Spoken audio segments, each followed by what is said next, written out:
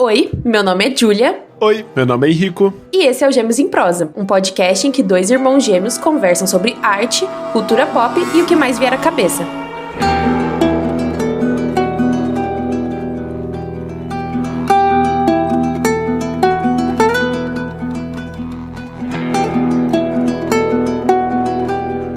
E o assunto de hoje é a segunda temporada de The Last of Us, que é baseada no segundo jogo da franquia e, por um acaso, é o jogo favorito do Henrico. E aí, Henrico, como você tá, hein? Pois é, também uma ironia do destino que você esteja conduzindo essa pauta, não eu? Mas pois é, menino. Impessoalidade. É a imparcialidade do jornalismo, né, de fato. Nossa, eu falei impessoalidade, minha nossa. Super impessoal. É curioso porque essa nem é a primeira vez que a gente fala de The Last of Us Parte 2, né? Que é o segundo jogo da franquia e que a série da HBO adapta agora. Porque um dos primeiros episódios do podcast, no nosso primeiro ano de Gêmeos em Prosa, lá em 2022, a gente fez um episódio que nem existe mais. Ele foi tirado do ar por causa de uma reclamação de direitos autorais. Que inclusive, a gente esqueceu de contestar.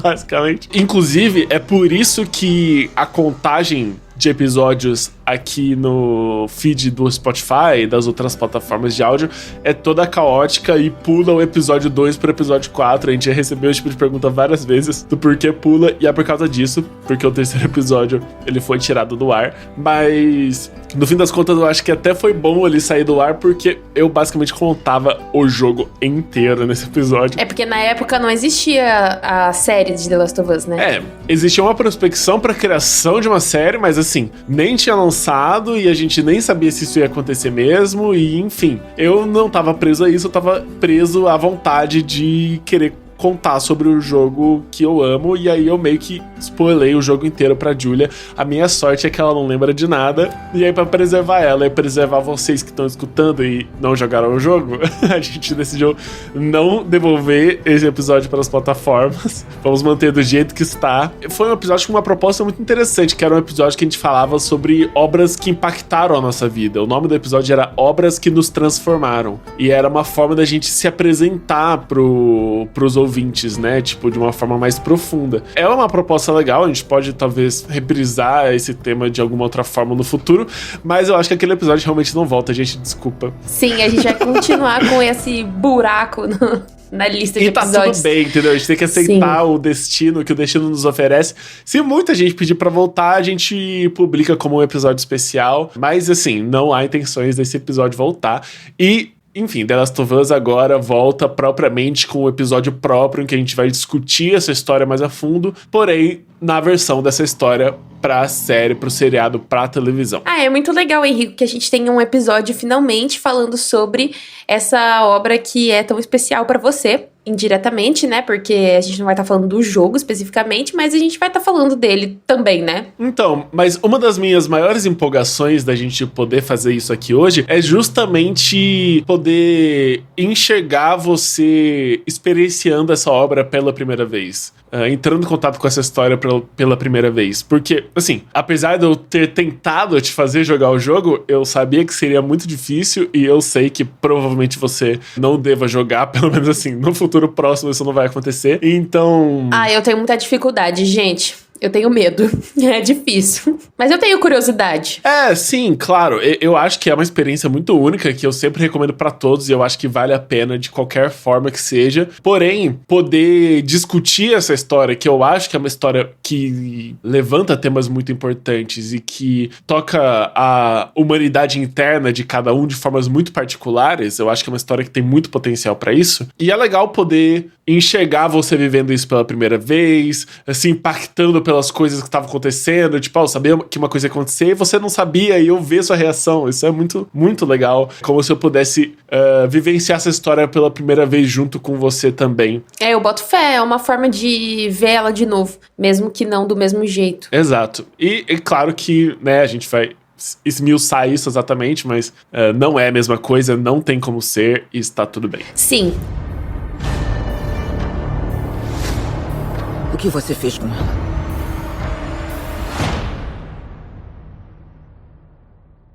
Eu salvei ela.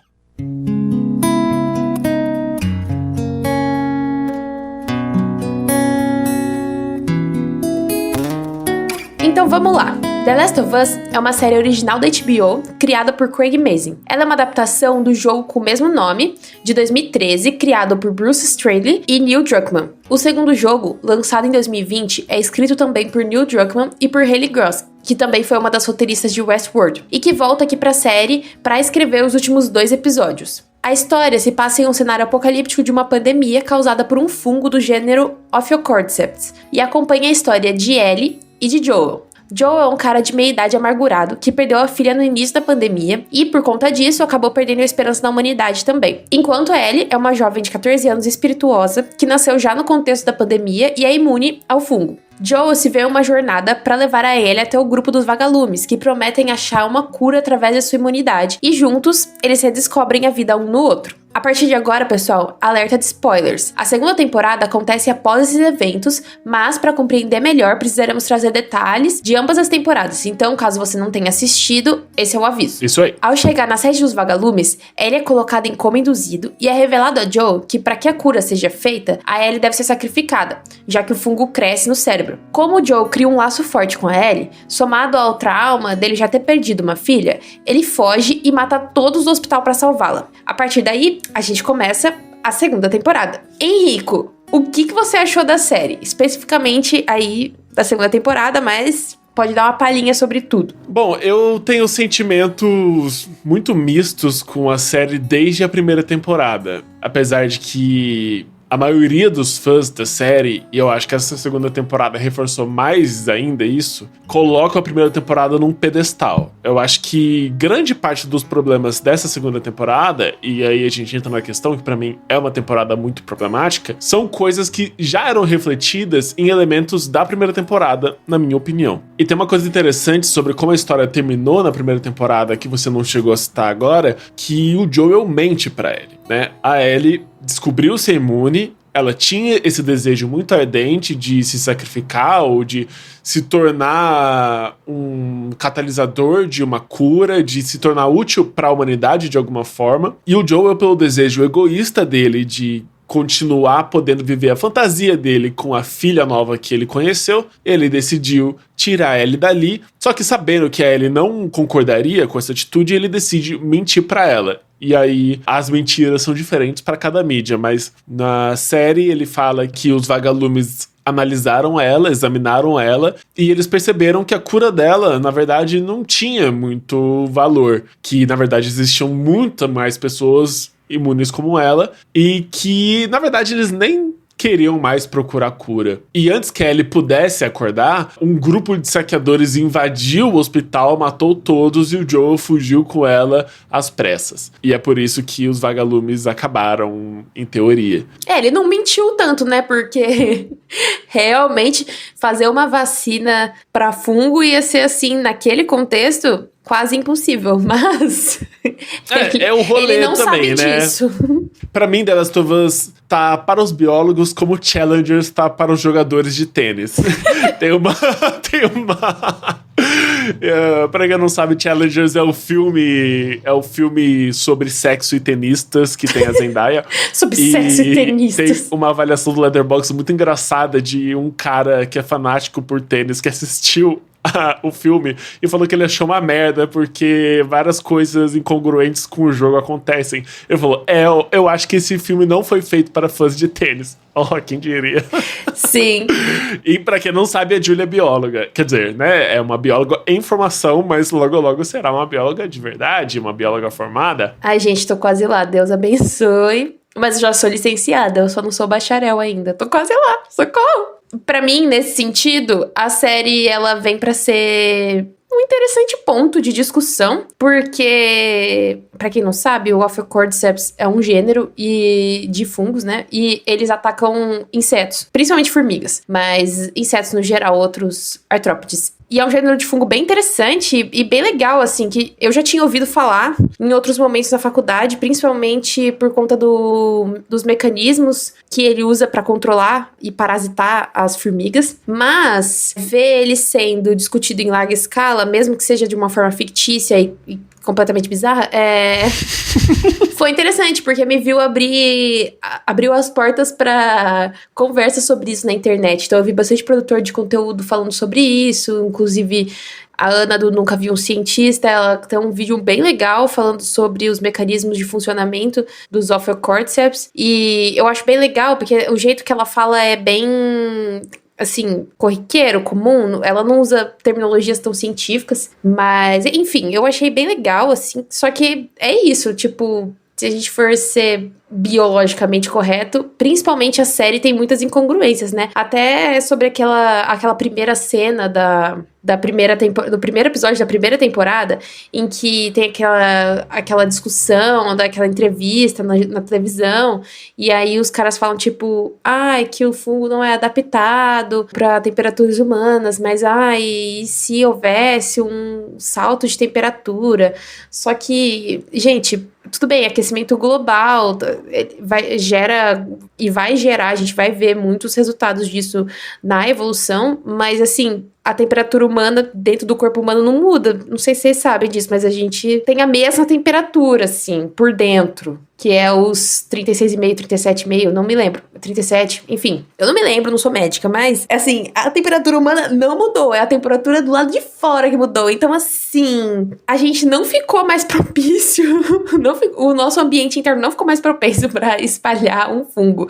E outra coisa, demoraria, assim, milhares de anos, assim como demorou milhares de anos para esse fungo se adaptar a parasitar as formigas do jeito que ela parasita, demoraria milhares de anos para ele conseguir se adaptar a parasitar mamíferos. E eles provavelmente começaria com mamíferos com sistema menos desenvolvido, entre aspas, né? Porque isso não existe, do que o nosso. Então, assim, né? Do nada começar uma pandemia, um apocalipse zumbi por causa disso, por causa desses fungos, atualmente é um pouco impossível. Então, eu acho que o medo não é impossível, porque nada é impossível para biologia, mas assim, é praticamente. Então, não precisa ter medo disso. Mas em contrapartida, eu acho que mesmo a série consegue captar algumas coisas interessantes sobre o fungo, mesmo que de forma fictícia, e utilizar, por exemplo, na segunda temporada, que a gente vem com a questão da dispersão por esporos. E eu achei isso interessante, apesar de que poderia ser melhor abordado,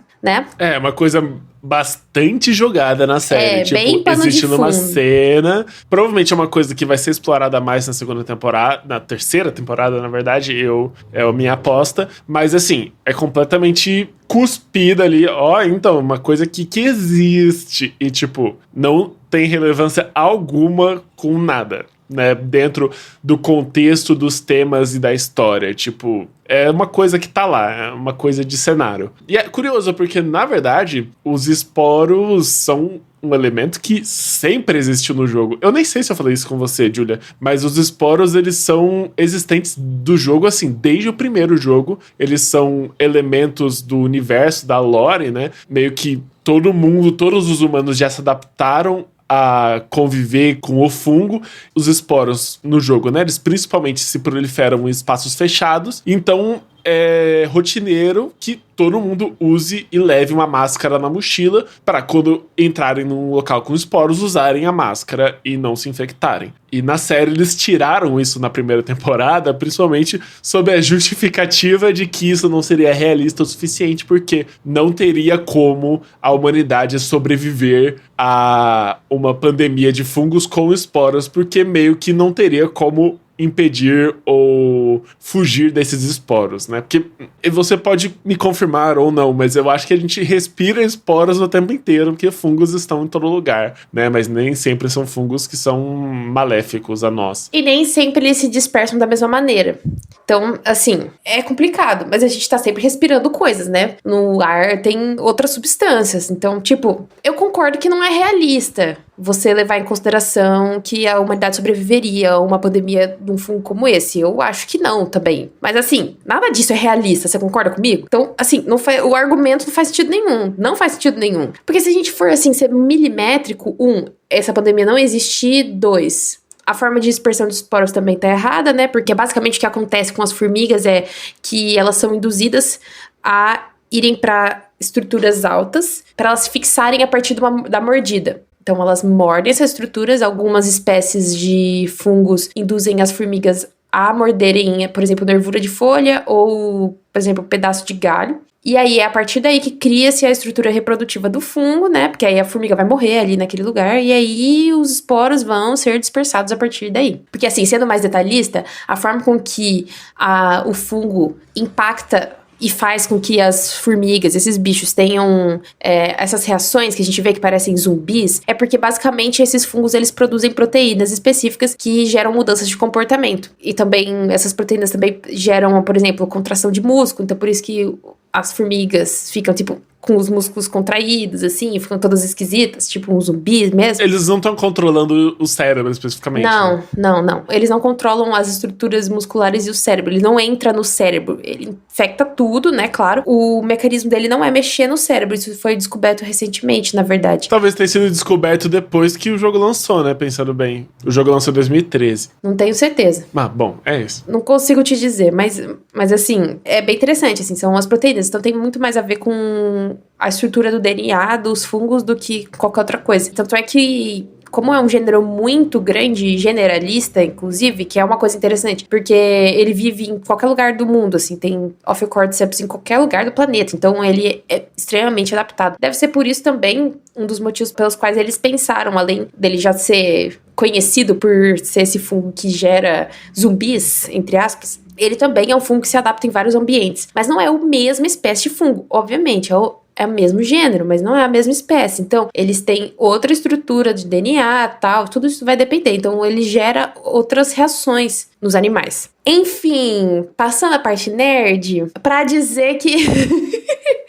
Então, mas eu acho que, tipo, tudo isso é um reflexo do quanto essa obsessão por realismo da série é uma coisa meio patética. Eu acho essa primeira cena da primeira temporada, lá do programa de TV, a coisa mais estúpida que eu já vi na vida. Mentira, não é a coisa mais estúpida que eu já vi na minha vida. Eu já vi bastante coisa estúpida. É que... Mas é que é uma cena que tá lá por motivo nenhum. Ela literalmente só existe pra criar uma tensão e um pânico, não só na série, mas em quem tá assistindo, de, nossa, isso pode acontecer na vida real, e aí esse papo da Terra ficar mais quente, são tantos elementos que, tipo, tudo isso é invenção da série, e nenhuma dessas coisas são, de fato, relevantes pro que realmente significa essa história, pros temas centrais dessa história. E aí depois, no outro episódio, tem uma cena do leste asiático, de uma médica descobrindo Cordyceps lá em 2003, que na série é quando aconteceu, né, a pandemia.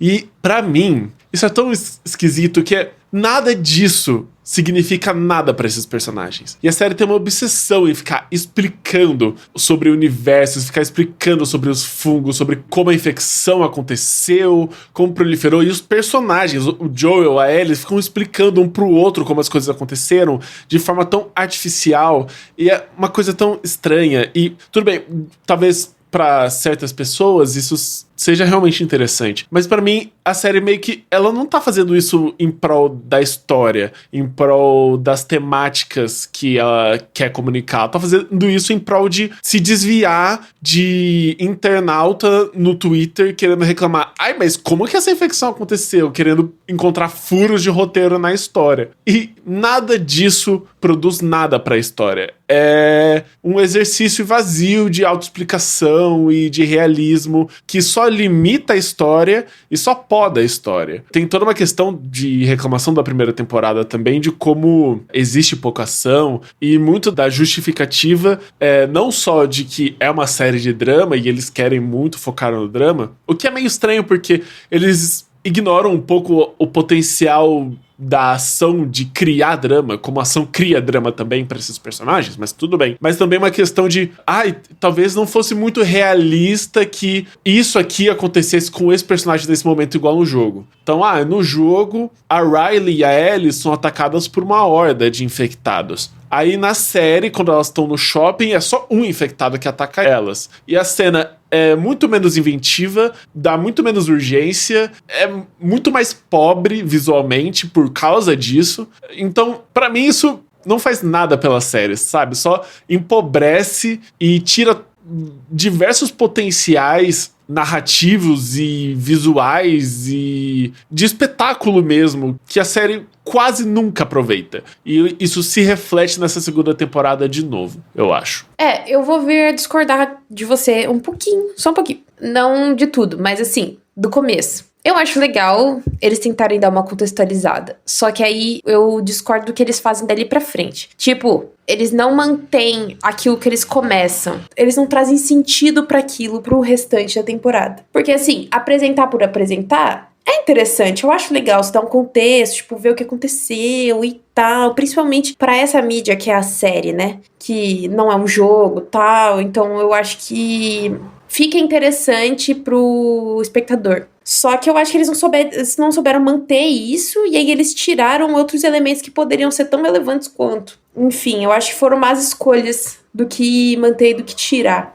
Então, mas é isso que eu quero dizer quando eu digo que não tem propósito. É porque The Last of Us nunca foi sobre o fungo. The Last of Us sempre foi sobre o Joe e a Ellie, foi sobre a humanidade, foi sobre a nossa relação enquanto humanos, como a gente lida com sentimentos. É sobre todas essas coisas, só que lidadas e contextualizadas para um cenário de apocalipse, de urgência, de escassez. E o fungo é um elemento naquele cenário, só que é um elemento secundário. E eles centralizam tanto isso na primeira temporada, e quando a gente entra pra segunda, em que, de fato, todo o contexto de pandemia, do fungo, dos zumbis desse universo e de cura, tudo isso viram coisas secundárias, são coisas não são praticamente irrelevantes, porque tudo isso influencia nos eventos da história, mas que são, de certa forma, secundários e mal citados durante a história da segunda temporada.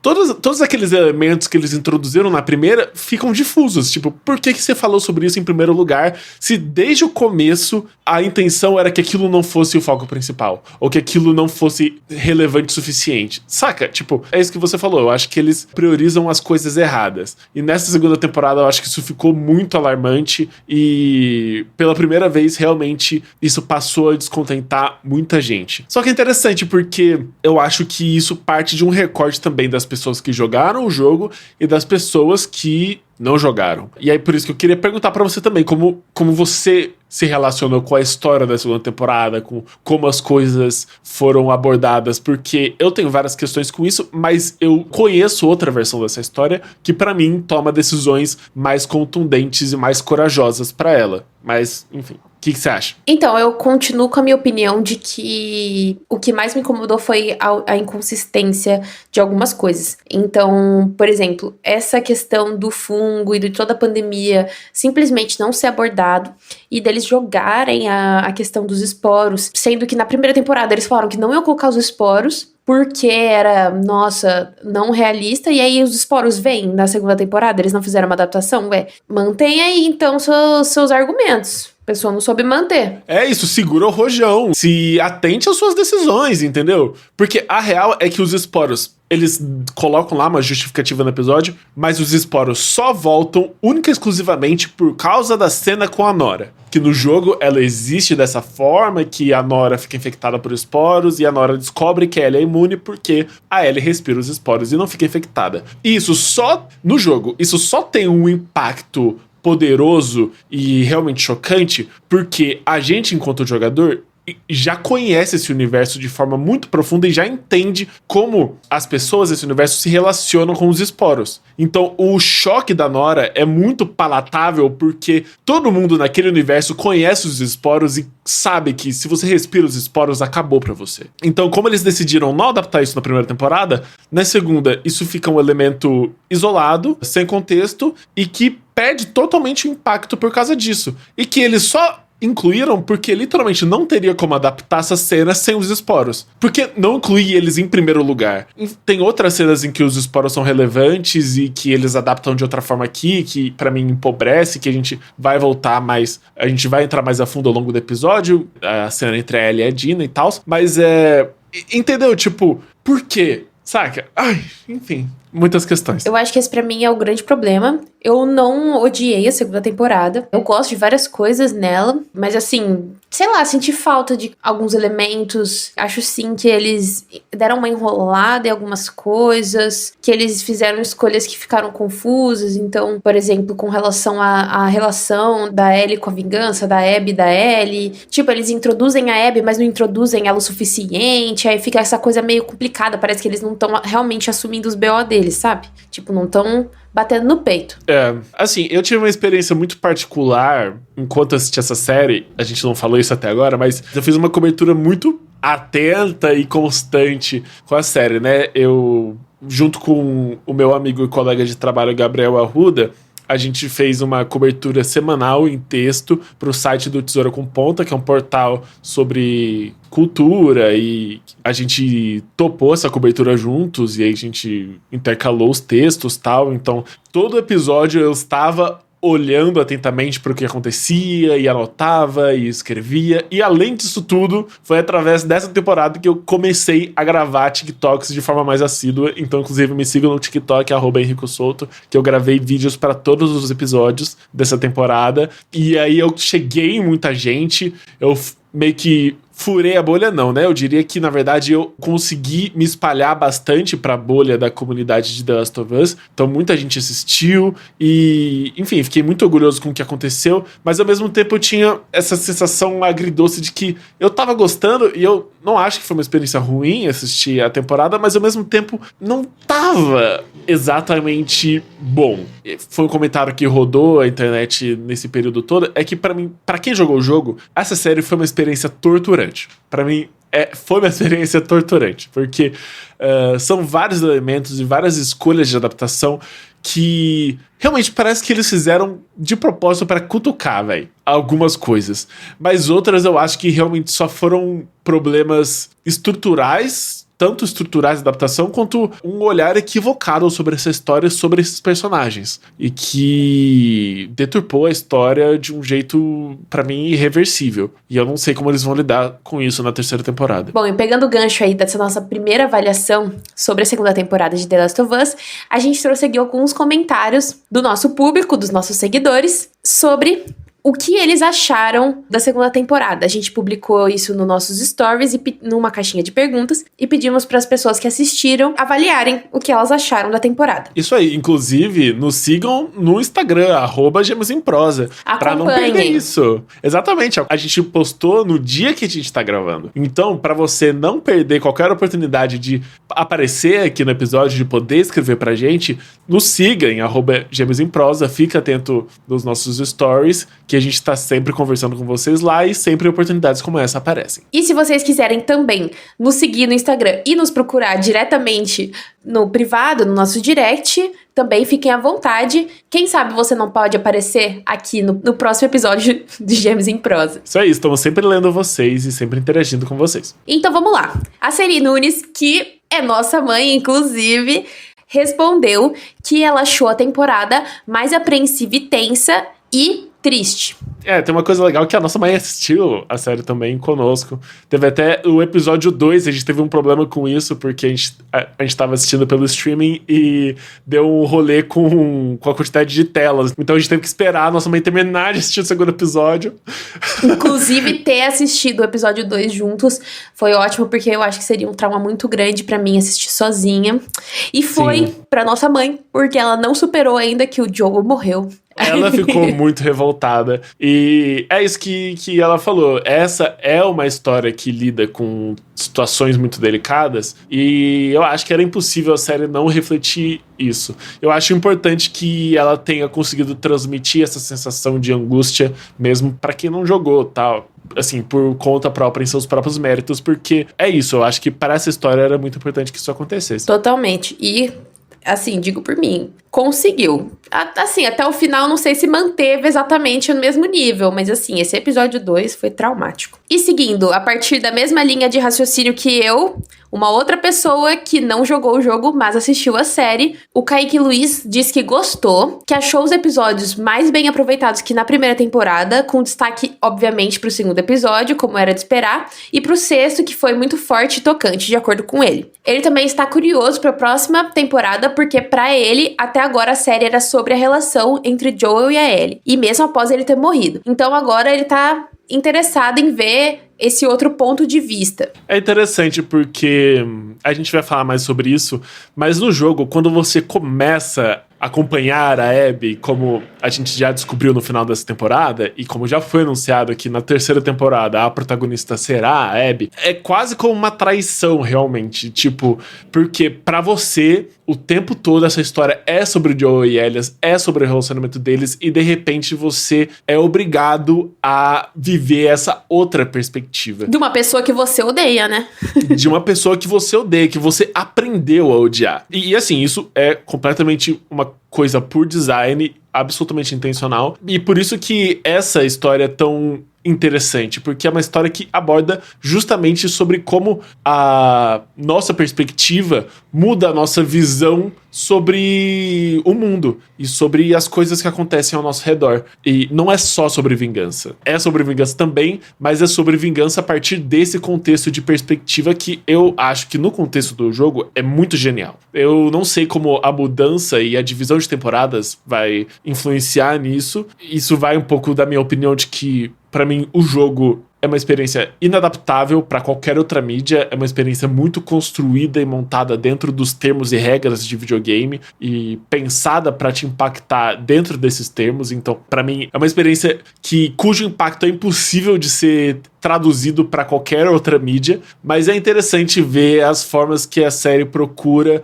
para tentar transmitir isso à sua própria maneira, né? Sim, totalmente. Eu acho que essa talvez seja a proposta que mais me atrai na história de The Last of Us. Óbvio, não joguei o jogo, né? Mas justamente eu gosto desses pontos de contrapartida que te fazem olhar pelos olhos da outra pessoa. Eu acho que isso gera vários aprendizados e insights sobre, não só sobre a vida, mas sobre a história em si. Ver um outro lado, uma outra perspectiva. Mas não deixa de ser incômodo, né? Na verdade é bem incômodo, principalmente porque a série tem esse foco muito emocional da relação do Joel e da Ellie. Eles mostram sempre, né? Sempre muito próximos, uma relação muito carinhosa. Então realmente fica uma coisa muito chocante. Você vê, parece que tá matando seu pai, né? Sim, e a ideia é ser incômodo, né? É ser desafiador. E aí a gente vai discutir se a série foi bem sucedida nisso ou não, em vários pontos, em várias questões, mas eu acho que pra mim é muito essencial essa história que ela desafie o público, que ela desafie, que te tire da zona de conforto. E pra mim, se ela não faz isso, a partir da proposta que ela faz, ela falhou. Pelo próprio núcleo emocional dela, saca? Mas, né, enfim, a gente vai ir debatendo sobre isso ao longo do episódio. E pra começar a esmiuçar essa segunda temporada de forma mais específica, a gente vai dividir a nossa conversa em 2 núcleos, que são os 2 núcleos da temporada. A parte de Jackson, que acontece em Jackson, e a parte que acontece em Seattle. Que dá pra ver isso bem claramente, essa separação, né, durante os episódios da temporada, e a gente vai organizar dessa maneira pra ficar mais fluido.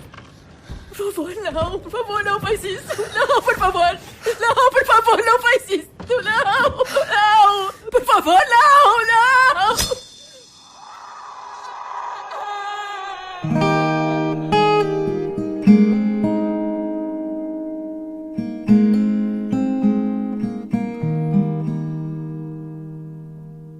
E pra começar, falando sobre Jackson, que é o começo, né, da temporada. Vamos falar um pouquinho sobre a Ellie, Rico? A gente entra em Jackson em um contexto de relativa serenidade, né? Jackson, na primeira temporada, a gente conheceu a comunidade, que foi um local e um grupo que acolheu o Tommy, o irmão do Joel. E os dois não se viam há muitos anos e o Joel não sabia o paradeiro do irmão. E eles acabam se encontrando nessa comunidade e o Tommy chega a falar que eles teriam um espaço lá se eles quisessem. E aí, depois de todos os eventos da primeira temporada e que desencadeiam tudo o que acontece a partir da segunda, eles retornam a Jackson e passam a viver a vida lá. basicamente uma vida de pai e filha, o Joel e a Ellie, né? Mesmo que eles não sejam pais biológicos, né? Pais e filhos biológicos, isso é muito importante porque basicamente um adota o outro, né? Os dois fazem uma escolha de viver como família. Só que quando a gente chega no começo da segunda temporada, a gente percebe um cenário diferente, porque a Ellie e o Joel, na verdade, estão... Na verdade, eu nem diria que a Ellie e o Joel estão brigados. A Ellie está brigada com o Joel, né? O Joel não tá brigado com ela, nunca brigou. Exato. Mas ela tá brigada com ele. A gente começa, então, nessa situação meio incômoda de não entender exatamente o que aconteceu no decorrer do intervalo de tempo entre a primeira e a segunda temporada. É importante dizer, né? A gente é contextualizado para 5 anos depois do final do acontecimento todo lá no hospital. E a gente não conhece o que aconteceu nesses 5 anos. Então, a gente só entra nesse novo universo em que há um conflito velado e às vezes não tão velado assim entre o Joel e a Ellie. A gente é apresentado a novos personagens, como a Dina, que a gente não conhecia anteriormente, que é uma personagem que vai ser bem presente aí na temporada. E a gente vai entendendo como tá acontecendo a dinâmica em Jackson. A gente vê que eles estão vivendo uma vida mais organizada e mais, entre aspas, pacata, porque Jackson é uma comunidade completamente protegida, né? Então eles são bem organizados inclusive politicamente, né? Tem os representantes, tem o conselho e tal. E aí é nesse primeiro episódio de, teoricamente, paz, em que a gente vai conhecendo esse novo ambiente e vai entendendo a nova dinâmica dos personagens, o que aconteceu com eles. Afinal de contas, a Ellie já não tem mais 14 anos, ela já é uma jovenzinha de 19 anos. Muitas coisas mudaram, ela se descobriu, ela tem outro estilo de vida, e aí vem aí esse começo, esse início, pra trazer a gente de volta pra esse universo. Inclusive, falando sobre o salto de 5 anos, muita gente criticou o segmento de Bella Ramsey no papel de Ellie, justamente por causa da suposta aparência jovem demais da atriz. O que eu acho estúpido, e enfim, muita gente também pega no pé de Bella Ramsey por causa da aparência dela, porque ela não é a pessoa padrão, ela não é o padrão de beleza feminina que você poderia imaginar. Ela não é bonita o suficiente, entre aspas. O que por si só é problemático, porque Bella Ramsey sequer era uma mulher, né? Uma pessoa não binária. E eu não sei o que esses marmanjos queriam.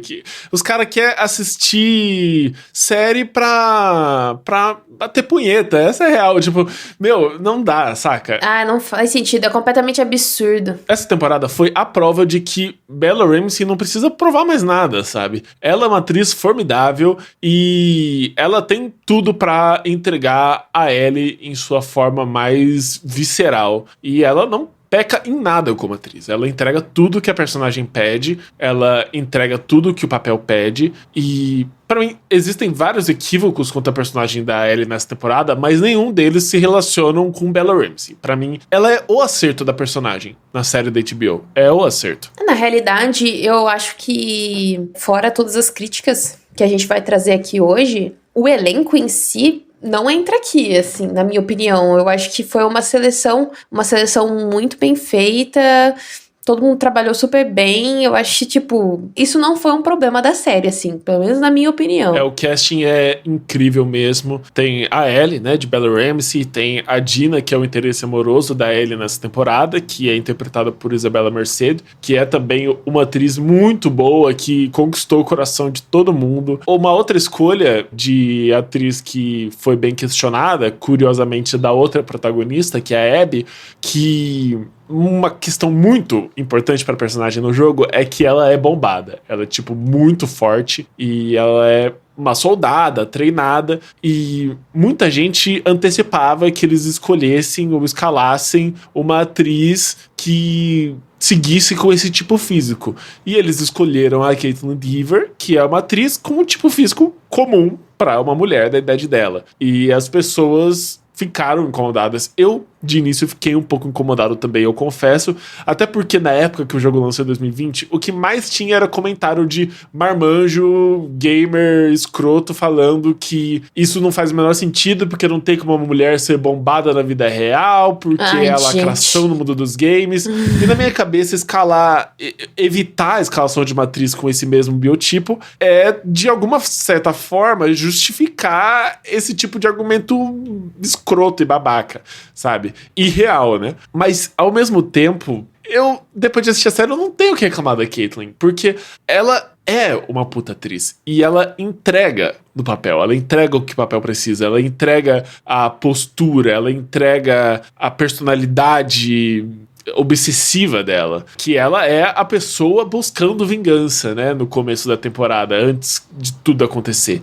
E ela é a primeira pessoa que a gente vê, na verdade, depois, quando começa o episódio e a gente vê o grupo de vagalumes sobreviventes em Salt Lake City, né, na frente do hospital, lamentando-se na frente dos túmulos dos vagalumes que foram mortos. E a gente vê na personagem um ímpeto quase espiritual de vingança. Ela não consegue pensar em mais nada. E a personagem entrega isso, a atriz entrega isso, saca? Enfim, é incrível. Sim, totalmente, eu concordo. Eu não tenho esse mesmo incômodo, mas é porque eu não conhecia a Abby antes. E, sei lá, eu acho que isso não é tão relevante assim, mas eu boto fé na sua argumentação aí com relação ao jogo, todas as tretas que rolaram em 2020, faz bastante sentido, na verdade. Esse incômodo provavelmente surgiria pra mim. Assim, tudo bem porque você não jogou e tal, mas é que, assim, eu discordo, pra mim isso é super relevante pra personagem no jogo, porque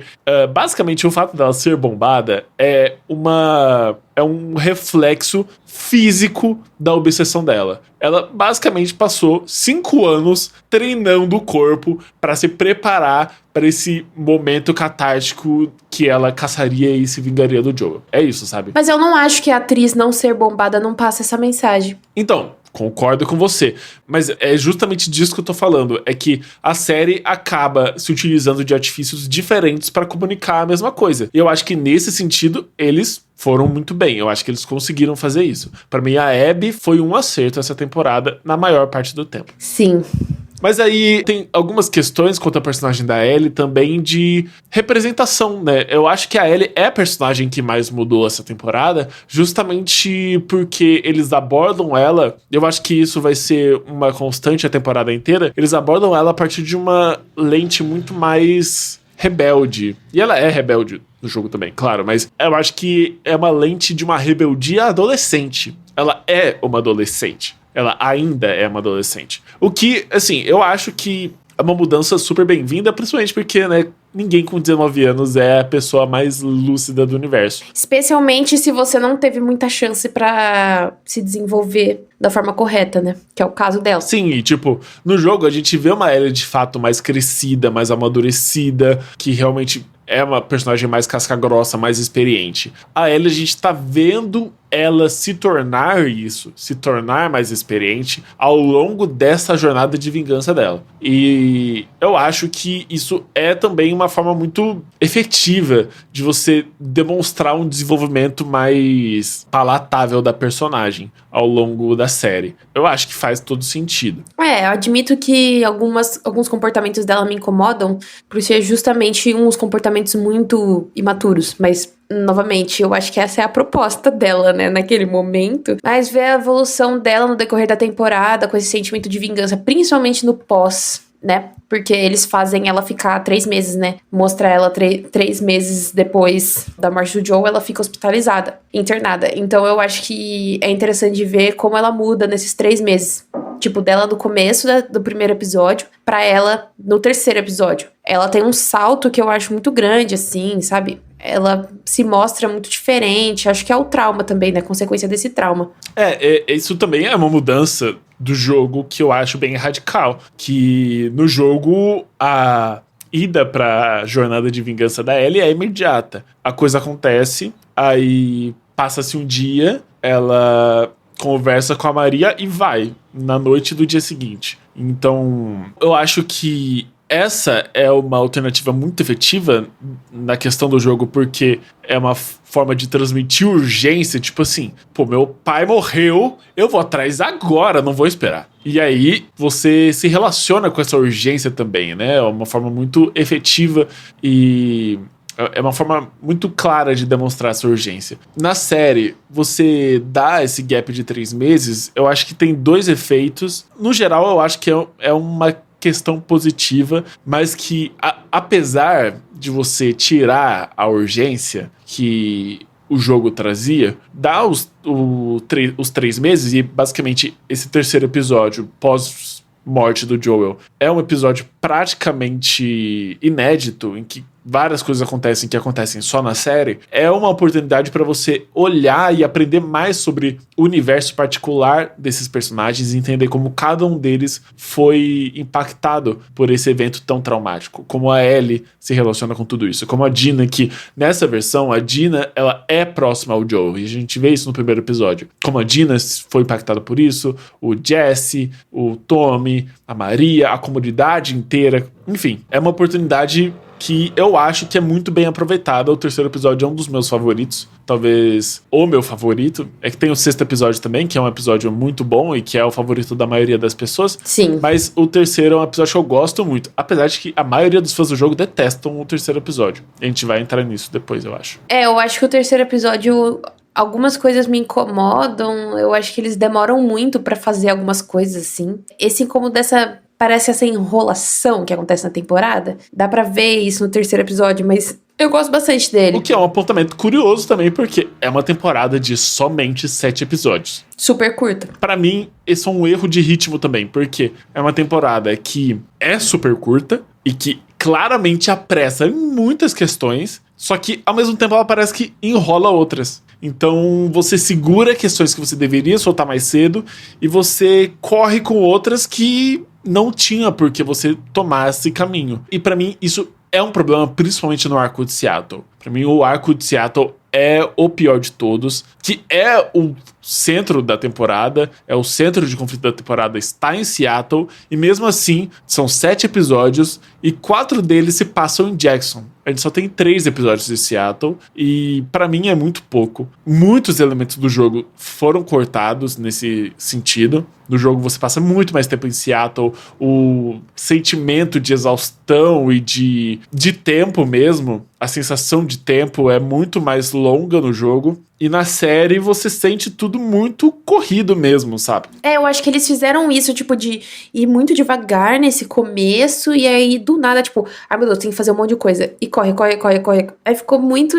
Tanto é que é isso, os últimos episódios ficaram bem jogados em algumas coisas. Essa questão de Seattle, tipo, até os conflitos eram muito rápidos e resolvidos muito de forma brusca. Não sei, eu concordo com você nesse sentido. Sim. Quanto à morte do Joel, como você achou da forma que foi adaptada? Cara, então, o personagem do Joel é um personagem muito caloroso. E a gente criou esse apego com ele, né? Pelo menos eu. Criei o apego com ele como uma figura paterna, maneira, assim. Uma pessoa que levava esse cuidado pra Ellie. E também o Pedro Pascal, lindo, maravilhoso.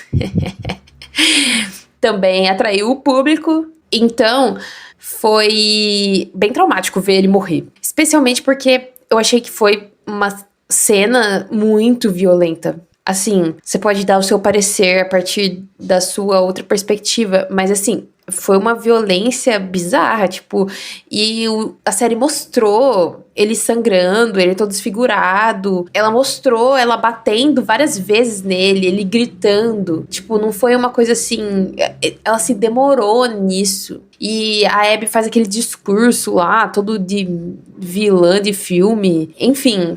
Assim, é importante a contexto de que depois de um primeiro episódio em que a gente entende a dinâmica nova dos personagens e entende como tá o relacionamento da Ellie e do Joel, tem toda a cena da festa em que a Dina e a Ellie se beijam pela primeira vez, aí a gente descobre que a Abby chegou em Jackson, ela tá com um grupo de vagalumes, né, que são os amigos dela, eles estão assentados em um chalé abandonado e basicamente acamparam lá, dormiram lá, e basicamente o grupo inteiro dos amigos dela, que tem o Owen, a Mel, a Nora e o Manny, basicamente, principalmente o Owen, tá todo mundo tentando e querendo convencê-la a desistir disso. E aí a Abby, durante uma patrulha, porque eles basicamente estão se revezando na guarda do chalé, né, pra evitar que qualquer pessoa entre, invada e ataque eles. E aí chega o turno dela, ela vai pra fora e decide ir atrás do Joel sozinha, sem que os outros saibam. E aí isso dá todo um rolê também, porque ela acaba acordando um ninho de infectados. Isso cria toda uma outra questão, que é o ataque dos infectados a Jackson. É uma zumbizada. É uma zumbizada que também é uma coisa inventada pra série. Eu não sei se quem tá escutando o episódio agora e não assistiu o jogo, aquilo parece muito uma coisa de videogame, né? É uma invasão e eles têm que proteger. Tudo isso só existe na série. É uma coisa totalmente inventada pra série. Não existe ataque a Jackson no jogo. Eu não gosto desse ataque a Jackson, menino. Não gosto, tem então, muito bicho. Eu achei demais. Ele é tecnicamente bem executado, eu acho. E descobrir que eles gravaram em locação de verdade, tipo, eles gravaram na neve de verdade, é meio chocante. Sim, todas as cenas de conflito, né? Principalmente pensando nos atores dos zumbis, coitados, né? Tipo, naquela maquiagem toda, enfim. Mas eu acho uma cena gratuita e jogada também. Principalmente porque, assim, pra quem já é acostumado com mídia de zumbis, principalmente pós The Walking Dead, esse tipo de tropo de uma comunidade pacata em que todos vivem em harmonia, e aí alguém deixa uma porta aberta, ou alguém é mordido e não conta, e aí todo mundo fica infectado e a comunidade acaba, e é o caos, porque... E aí esse tipo de narrativa nihilista e pessimista ao extremo, onde não existe esperança pra porra nenhuma, porque a humanidade está fadada a se autodestruir e tal. Eu acho isso um tipo de narrativa tão pobre, principalmente em narrativas apocalípticas e distópicas. E The Last of Us, você é melhor do que isso, você não precisa fazer isso, sabe?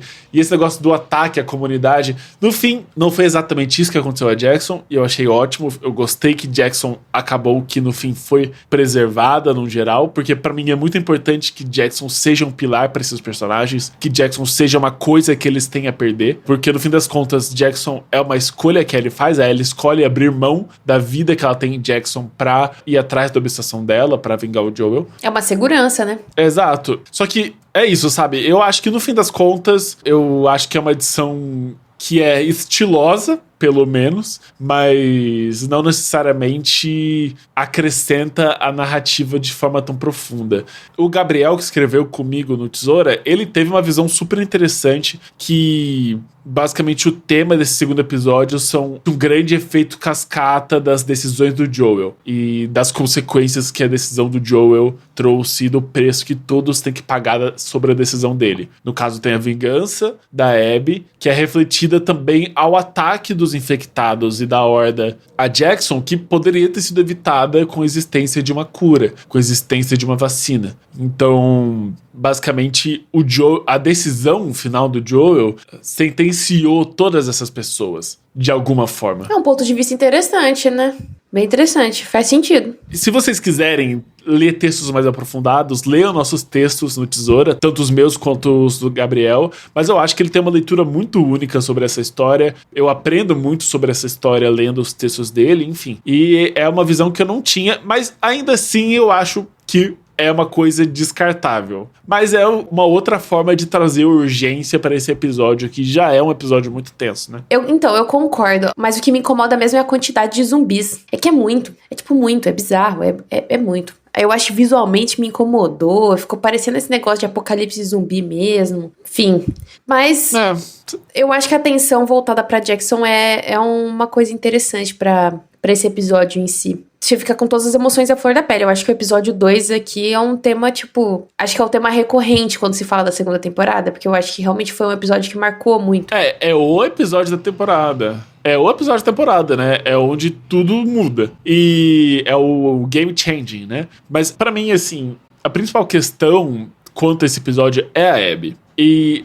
contexto muito importante pra quem tá escutando e não jogou. Em The Last of Us Part 2, você demora muito pra descobrir quem é a Abby. Você basicamente está controlando o Joel e a Ellie em Jackson, como se nada tivesse acontecido, e de repente o jogo corta e te coloca no controle dessa personagem bombada com tranças aleatória que tá perto de Jackson, andando na neve com outro grupo. Você não sabe quem ela é, você não sabe as intenções dela, você só tá controlando ela e tá meio que, vamos lá, me guie, jogo, para o destino. Você não sabe quem ela é, enfim. E aí, eventualmente, enquanto você joga com ela, você tromba uma horda de zumbis e o Joel te salva. E você fica, nossa, que legal, o Joel. Vou encontrar o Joel, então, com essa personagem nova, que interessante e tal. E aí o Joel tá com o Tommy, os três acabam encurralados pela horda, e a Abby sugere que o Joel e o Tommy se abriguem no chalé onde os amigos dela estão. E aí, quando eles chegam lá, você acha que tá tudo bem, e de repente todos se voltam contra o Joel e você descobre que a Abby, na verdade, estava lá para matá-lo. E é um momento muito chocante, e aquilo que eu falei, é uma grande traição, porque o jogo te coloca para controlar a assassina do Joel sem que você saiba. Mas isso é no começo. No começo, assim que você tá em Jackson. A morte dele se torna ainda mais impactante porque você controlou a pessoa que fez isso. Você se sente, de alguma forma, responsável por isso. E pra mim, o ódio se impulsiona à 10ª potência. Você tá lá pronto, não, eu vou atrás, vou matar essa mulher imediatamente. E aí, você vai com a Ellie atrás da vingança. E o que você achou da série? Então, e é isso, porque a série toma uma escolha muito diferente. Porque na série, a primeira coisa que acontece é apresentar a Abby, apresentar as intenções dela e apresentar as motivações dela. Desde o começo a gente sabe que a Abby é uma sobrevivente do hospital e que quer buscar vingança ao Joel. E não demora muito pra gente descobrir que, na verdade, ela quer buscar vingança ao Joel porque o pai dela era o médico que ia fazer a cura que o Joel matou com um tiro na cabeça. Isso é repetido muitas vezes, tá? Não tô falando assim de forma gratuita. Isso é repetido muitas vezes. E eu acho que eu botei fé no primeiro episódio, quando eles introduziram a Abby de cara. Eu apoiei a decisão, achei que foi uma decisão que tinha muito a beneficiar essa história. E assim, pra mim o principal motivo é que basicamente qualquer pessoa pode acessar spoilers. A série, ela não tem mais o fator surpresa ao seu favor. Quando o jogo lançou, ninguém sabia quem era a Abby. Ela era uma personagem completamente alheia nos materiais de divulgação. O jogo basicamente escondeu ela. Na série, todo mundo que quiser pesquisar sobre o jogo pode descobrir quem é a Abby. Então eles basicamente tiram isso do caminho pra poder focar no que realmente importa, que é os personagens, que é o conflito emocional. Só que eu acho que eles acabam revelando demais, e pra mim isso peca completamente na cena da morte, que é quando a Abby faz o discurso dela de 5 minutos. Que também é uma coisa da série, em que ela explica didaticamente pro Joe e pra todo mundo que tá assistindo tudo o que aconteceu no hospital, e que o pai dela, e que o Joe matou 18 soldados, ela dá o número de soldados que o Joe matou. E aí eu acho que isso é muito pobre, muito pobre. Meu, fora que, né, não tem nem o que dizer do comentário dela lá, falando que ele era bonito. Ai, ela fala 2 vezes nessa série que o Joe é um gato. Nossa, por quê? Tipo assim, por quê, véi? Mano, nada a ver, nada a ver, nada a ver. A série não tinha por que fazer isso. É munição pra edit no TikTok. Pra mim, é a única justificativa plausível. Não tem como. Pra falar que o Pedro Pascal é bonito. E que ele é, véio, né? Mas não não dá. precisava do comentário dela. Ela tá querendo matar o cara, vai falar... Ai, e você é bem bonito, na verdade. Então, mas é isso. Tem uma questão toda que, quando The Last of Us Part 2 lançou, houve um ódio extremo direcionado aos jogadores. Muita gente detesta esse jogo com todas as forças por causa da decisão da morte do Joel e por causa da decisão da Abby se tornar uma protagonista. E muita gente tem ressentimento à personagem. E eu acho que parte da função de apresentar ela logo de cara é, primeiro, acostumar o público a essa personagem, porque ela vai ser a protagonista da próxima temporada, e suavizar um pouco o impacto disso pra não alienar o público à própria série. Pra que a Caitlin Dever, por exemplo, não seja alvo de ataques, porque Laura Bailey, que fez a Abby nos jogos, ela foi ameaçada na internet. Ameaçaram o filho recém-nascido dela. Ai, gente, o povo é maluco, né? Não tem condição. Sim, absurdo. E Eu acho que a série tava tentando driblar isso de alguma forma.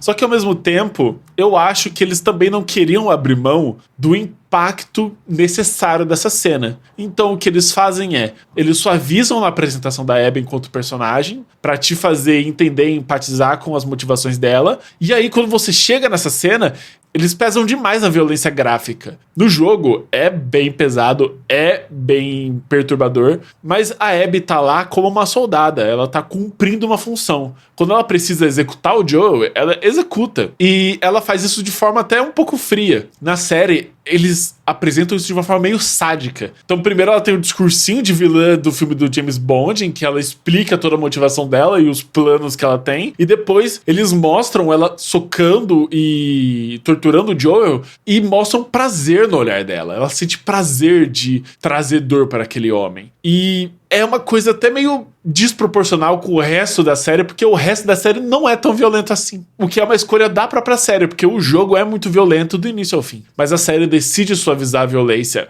ao longo de Seattle, e aí o que acontece é que existe a série que parte ali de uma constante de violência, de uma violência mais soft, e aí de repente tem essa cena específica e um episódio específico em que é absurdo e bizarro e grotesco. E aí você fica, por quê? E aí você volta, mal aparece zumbi, mal tem morte. Então, sei lá, sabe? Eu acho desproporcional. Mas eu entendo porque eles fizeram isso, mas acho que eles não conseguiram equilibrar da forma correta. Eu acho que existiam outras formas de fazer isso. Não precisava ter revelado agora que o pai da Abby é o médico do hospital. Isso não era uma informação relevante o suficiente. Eles poderiam muito bem segurar essa informação para a terceira temporada, porque no jogo você descobre isso conhecendo o pai da Abby em um flashback. Então é uma relação muito mais próxima. Você vê esse personagem, você descobre as subjetividades dele, você se aproxima desse personagem até descobrir que ele de fato é o médico. E como você só descobre isso de forma verbalizada, é um método meio artificial de tentar criar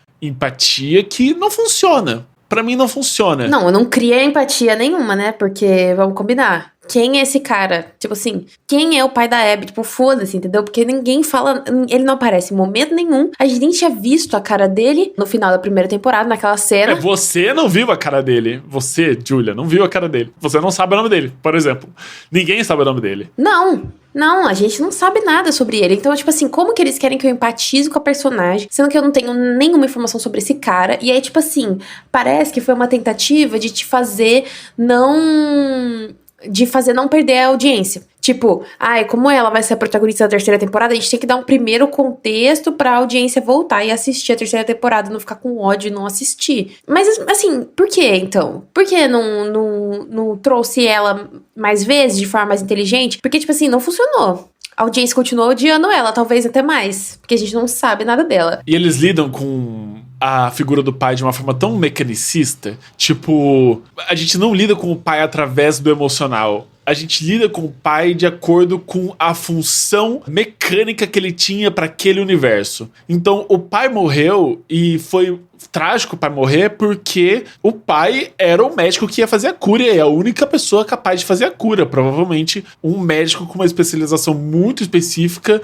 em neurociência e que é praticamente impossível de encontrar de novo nesse apocalipse. Só que isso não quer dizer nada. Tipo, essa não é uma coisa relacionável emocionalmente. É muito diferente de você conhecer esse personagem através dos maneirismos deles, através do afeto que ele tem pela filha, através de vários outros elementos que são muito mais relacionáveis e são muito mais empatizáveis. Então, eu acho que eles ficam martelando isso porque essa questão é repetida umas 5, 7 vezes essa temporada. Vários personagens repetem da mesma forma que o pai da Abby era o médico do hospital e que o Joe matou ele com um tiro na cabeça. Essas informações nessa ordem específica, desse exato jeito. E é tão exaustivo porque parece que a série tá te tratando igual um idiota, que tipo, é a série duvidando da sua inteligência de que você é capaz de entender essa informação uma vez, então você tem que ficar repetindo várias. Você entendeu que isso aconteceu de verdade? Tipo, é estúpido. E ao mesmo tempo... É uma tentativa de fazer você empatizar com a Abby, de fazer você entender o lado dela. E ao mesmo tempo é inefetivo, porque esse bando de palavras unidas não quer dizer nada pra mim. Tá, O que é o pai da Abby? O que é esse médico aí? Foda-se o médico. O que ele tinha de especial? Ele era só um médico, foda-se. A Ellie e o Joel que importam. É isso que a pessoa que tá assistindo vai pensar. Porque, de fato, é eles que importam. Então, ou de fato você vai criar uma visão empatizante sobre a Abby desde o começo, ou você vai se segurar à experiência do jogo e tratar isso de forma fidedigna. Porque no jogo é muito importante que no começo você sinta ódio da Abby. E sinta um ódio irracional e desumanizante a Abby. Só que isso só é capaz de ser transmitido por causa da ordem que as informações dessa história é apresentada a você. Você só descobre essas informações sobre a Abby depois que você passa a controlá-la. Isso é muito importante. Porque é muito importante que durante o período de vingança você não tenha afeto algum a ela. E beleza, isso é uma coisa muito particular do jogo e que é quase impossível transmitir pra uma série, ainda mais dividindo pra várias temporadas. Tudo bem. Mas aí, ou você faz uma coisa ou você faz outra. Pra mim é isso. Se você quer empatizar com a Abby desde o começo, então vá com isso. Mostra o pai dela desde o começo. Faz flashback agora, direto. Ou, sei lá, divide Seattle, já mostra a perspectiva da Abby desde o começo e faz divisão entre Ellie e Abby durante a temporada. Não sei se isso funcionaria. Eu acho que não. Mas é uma escolha. Tipo, sabe, se atente às suas decisões. Assuma elas de verdade. É isso que eu acho que se torna um problema essa temporada inteira, porque a série quer agradar todo mundo ao mesmo tempo, no fim não agrada ninguém. E é isso. Ele matou todo mundo naquele hospital. Inclusive a única pessoa viva que podia fazer uma cura com você. Ele era pai da Abby. E o Joel... O Joel deu um tiro na cabeça dele. Foi isso que ele fez.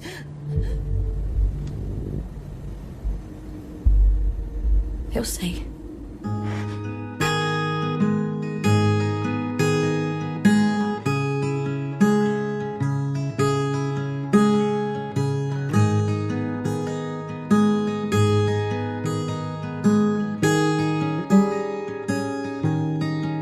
E depois dessa morte traumática do Joel, que a Ellie, inclusive, presencia, o que fica ainda mais traumático, né, pro espectador, tem esse salto que a gente falou de 3 meses, e a Ellie sai com a Dina em busca de vingança e vai até Seattle, atrás da Abby e do grupo de amigos delas, que elas vêm a descobrir que são os Lobos, a WLF. E aí a gente vai pra segunda parte dessa temporada, que se passa em Seattle. Entrando nesse gancho, o Bruno Damasceno fez a seguinte pergunta pra gente: como vocês interpretam a adaptação pra série do arco da Ellie? Particularmente, os dilemas dessa jornada é um dos pontos mais interessantes do jogo, de acordo com ele. O que você achou? Particularmente você, enquanto pessoa que não conhece os dilemas dessa jornada no jogo. Cara, eu gosto.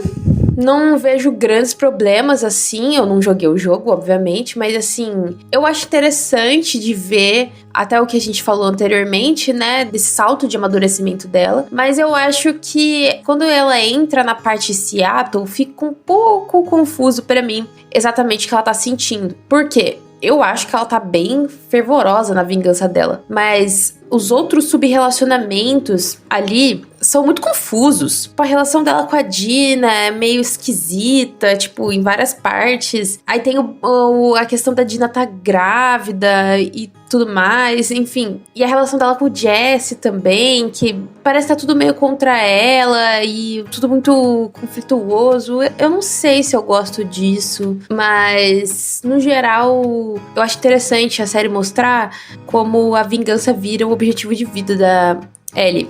E como ela acaba ficando parecida com a Abby, né? Que é esse joguinho de troca de perspectiva.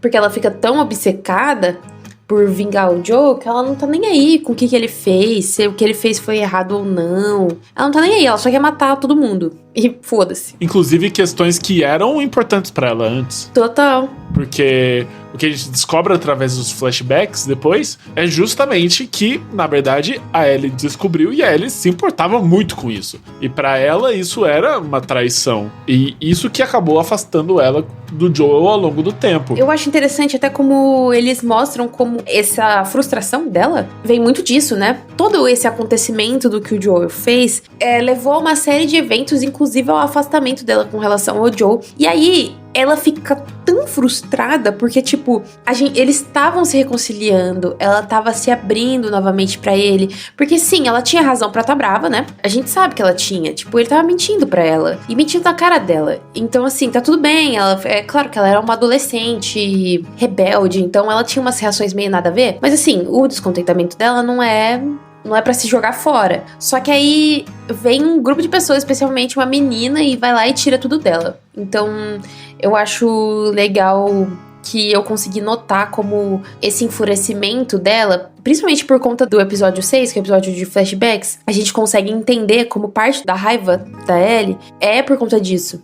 Porque foi roubado dela vários momentos com o Joel. Foi roubado dela a partir da morte dele. E é um alto ódio também, porque foi uma escolha dela. Ela escolheu afastar o Joel. Ela escolheu ressentir o Joel pelas coisas que ele fez. No momento em que ela decide abrir mão disso e se reconciliar com ele e voltar a conversar com ele, isso é tirado dela. Pra ela, vingar o Joel é a única forma de honrar ele depois de errar com ele em vida. Pra ela, é a única forma de continuar fiel ao Joel. Porque pra ela traiu tanto ele quando ele tava em vida. Pra mim, esse sentimento é muito visceral em Bella. Eu acho que ela consegue transmitir isso muito bem através da Ellie. Ao mesmo tempo, as escolhas de roteiro, de como as coisas acontecem, eu acho que acaba tirando um pouco o impacto disso. Principalmente na cena de flashback. Que é um tipo de coisa que pra você, por exemplo, é irrelevante. Mas no jogo, a Ellie descobre por conta própria o que aconteceu com os vagalumes. Ela volta pro hospital de Salt Lake City, ela entra no hospital, encontra o que sobrou lá, encontra documentos, encontra imagens de raio-x do cérebro dela, notas do pai da Abby, né, do médico, e assim ela descobre que, na verdade, ela era sim a única pessoa imune, que a cura era possível, e aí ela obriga o Joel a admitir o que ele fez. E isso foi 2 anos antes do Joel morrer. Então ela passa 2 anos ressentindo aquilo dentro dela, e até que ela, enfim, possa ser capaz de perdoá-lo. E aí existe um ponto também de que a cena da varanda é a última cena do jogo inteiro. Depois que você vive tudo, depois que você já viu a perspectiva da Abby, depois que você já viu o encontro entre as duas, depois que muita coisa acontece, a última coisa que você vai ver sobre essa história é a cena da varanda. Porque uma das coisas mais impactantes do jogo também é justamente como as informações são trazidas aos poucos e pouco a pouco você contextualiza e recontextualiza a jornada de vingança da Ellie. E você só entende de fato o que se passava na cabeça da Ellie, o que motivava ela de verdade no final do jogo, depois que ela já vive tudo. Bizarro, ele vai te torturando, né? Mano, é literalmente isso. Isso que é foda no jogo aqui, é uma experiência torturantemente incrível. Você vive os sentimentos mais horríveis que a humanidade pode imaginar, só que isso transforma você e transforma seu jeito de olhar o mundo. É isso que eu acho muito especial no jogo. E o que você achou? No geral, o 6º episódio é muito bom, sim, mas tem 2 coisas que eu não gosto. Eu não gosto da situação toda com a Eugene. Eu acho que ela é meio jogada e eu acho que o jeito que eles fazem o Joel mentir é meio artificial. Tipo, pra mim não teria muito por que ele mentir naquele momento. Eles só fazem isso pra que a Ellie perceba o padrão de mentiras dele e aí pare de conversar com ele. O que pra mim seria muito mais interessante. Beleza, faz essa situação com o Eugene, mas seria muito mais interessante ela simplesmente confrontar ele ali mesmo. Tipo, confronta ele ali, pronto. Já faz ele falar a verdade. Mas não, aí eles seguram isso, passam-se 9 meses, e aí, nessa versão da história, a Ellie confronta o Joel na cena da varanda. E ela meio que descobre a verdade e perdoa ele na mesma hora. E eu acho que, no fim das contas, o efeito é o mesmo, e é emocionante igual, só que eu acho que tira um pouco dessa sensação de frustração, porque no jogo era muito importante que você entendesse que a personagem passou 2 anos sabendo a verdade e remoendo essa verdade sozinha. Ela decide perdoá-lo depois de 2 anos. É tipo, ela abrindo mão daquilo e ela precisou de muito tempo pra assimilar toda essa dor. Acho que fazer tudo acontecer ao mesmo tempo, ela descobrir a verdade, ficar brava e perdoar. Eu nem sei se perdoar é a palavra, porque eu não acho que ela perdoou ele de verdade. mas, tipo, a disposição pra perdoar torna as coisas muito apressadas. Tipo, e era um episódio autocontido, eles não tinham por que fazer isso. Então, eu acho que isso tira um pouco do poder dessa cena da varanda. Eu acho que tinham formas mais apropriadas de adaptá-la. E com relação aos demais desenrolares? É assim, uma reclamação constante das pessoas é que a Ellie não sentia ódio o suficiente. E tem coisas que eu concordo e coisas que eu discordo nisso. Porque, por um lado, eu acho que isso é absolutamente uma questão de autoprojeção. Porque na época que o jogo lançou, as pessoas também falavam que a Ellie não sentia ódio o suficiente. Então, por exemplo, a cena do violão, que ela toca Take On Me pra Dina, e é uma cena linda, é uma cena muito tranquila e que é um respiro pra história, tinha gente que reclamava dessa cena falando que, porque a Ellie tem que sentir vingança, não tocar violão pra namoradinha dela. E, tipo, é uma cena completamente apropriada pro momento em que ela acontece. Então... É, porque além de vingança, ela tá triste, né? Exato. E, tipo, uma das coisas mais interessantes dessa história é mostrar justamente como a Ellie não é só ódio. E como, na verdade, esse ódio remói ela mesmo nos momentos em que ela não sente ele. Então, principalmente isso no terceiro episódio, isso que eu acho genial no terceiro episódio, é que mesmo ela tentando e se esforçando para viver a vida comum como se nada tivesse acontecido, ela não consegue. Esse sentimento e essa impetuosidade persegue ela. E ela precisa ir atrás desse sentimento, né? Tipo, tentar supri-lo. Então, esses momentos de respiro são essenciais. E eu acho que a série faz isso muito bem, também, na maioria do tempo. O que eu acho que é o problema, pra mim, a questão de caracterização da Ellie, do ódio dela, na maior parte do tempo, é bem feita. Pra mim, o problema é uma questão de tom. É como a série retrata esses personagens. Então, a gente já tinha falado antes de gravar, mas tem a questão toda de como a Ellie descobre a gravidez, que no jogo a Ellie fica brava e na série ela fica super feliz e fala que vai ser pai, o que é um comentário absolutamente bizarro, levando em consideração que o pai dessa criança estava vivo. Mas tudo bem. Sim, não, nada a ver, completamente nada a ver. Fora que, tipo... Depois ainda comentaram que a Dina tava mais vingativa do que a Ellie. Não faz sentido nenhum. Nossa, meu Deus. É isso que eu digo. Eu acho que é uma autoprojeção absoluta. E as pessoas não assistem a série direito porque, claramente, isso não acontece. A Dina não está mais vingativa que a Ellie. A Dina não está mais afim de se vingar do que a Ellie. Até porque, no 7º episódio, a Dina meio que desiste da vingança assim que ela descobre a verdade. E a Ellie conta pra Dina, né? Então, tipo, claramente, a Dina achava que isso era uma prioridade, mas na verdade não é. A Dina tem outras intenções na vida. Até porque, né, ela carrega um filho na barriga. É, eu acho completamente bizarro. Até porque o Jesse tá vivo e o Jesse é um personagem, né? Não sei, eu acho que... Aliás, todo o arco da Ellie com a Dina, aliás, não todo, mas o arco da Ellie e da Dina tem vários pontos que eu acho esquisitos, assim, várias cenas estranhas. Tipo assim, as atrizes têm uma ótima química, é bem massa, assim, o beijo no primeiro episódio, os diálogos delas, todo o desenvolvimento, quando a Dina descobre que a Ellie é imune, tudo isso é bem intenso, né? É, tipo, interessante, eu sinto a paixão delas, eu achei fofo. Mas é uma relação meio adolescente, né? Não sei explicar. É adolescente, claramente, de fato. E aí vem o bagulho dela, tipo assim... Vou comentar, porque pra mim é impossível. Quando elas vêm a ter relações sexuais pela primeira vez... Eu acho muito esquisito. É tipo assim, a menina tava com a arma apontada na cabeça dela, vê que ela não virou zumbi, e aí elas se agarram e se atacam, começam a se atacar e dormem juntas. Tipo, não que você ter vontade de transar em momentos tensos não seja uma verdade. Não, que provavelmente seria, assim, né? Assim, nossa, aquele ímpeto de... Meu Deus, a pessoa que eu amo não vai morrer, eu preciso agarrar ela nesse momento. Tipo, tudo bem, mas é que foi... O jeito que aconteceu foi tão repentino e esquisito que foi esquisito, ficou jogado, não deu essa sensação. Aí que eu acho que é uma questão não só de tom, mas de escolha de adaptação mesmo. Porque, elas não se pegam nesse momento do jogo. Esse momento de pegação acontece bem antes. E a série deliberadamente decidiu atrasar isso por motivo nenhum. Por isso também isso acaba se refletindo na reação da Ellie de não ficar brava, né? Totalmente. E assim, tem um BO que o grupo da Abby é reduzido pra série. No jogo são 8 pessoas e na série são 5. Basicamente, eu não vejo isso necessariamente como um problema, porque essas outras 3 pessoas, elas são meio irrelevantes. Só uma delas tem diálogo e as 3 morrem no primeiro dia de Seattle. Só que como você exclui elas da série, o primeiro dia inteiro de Seattle, a Ellie não mata ninguém. A Ellie não encontra ninguém morto, ela não se depara com ninguém do grupo da Abby.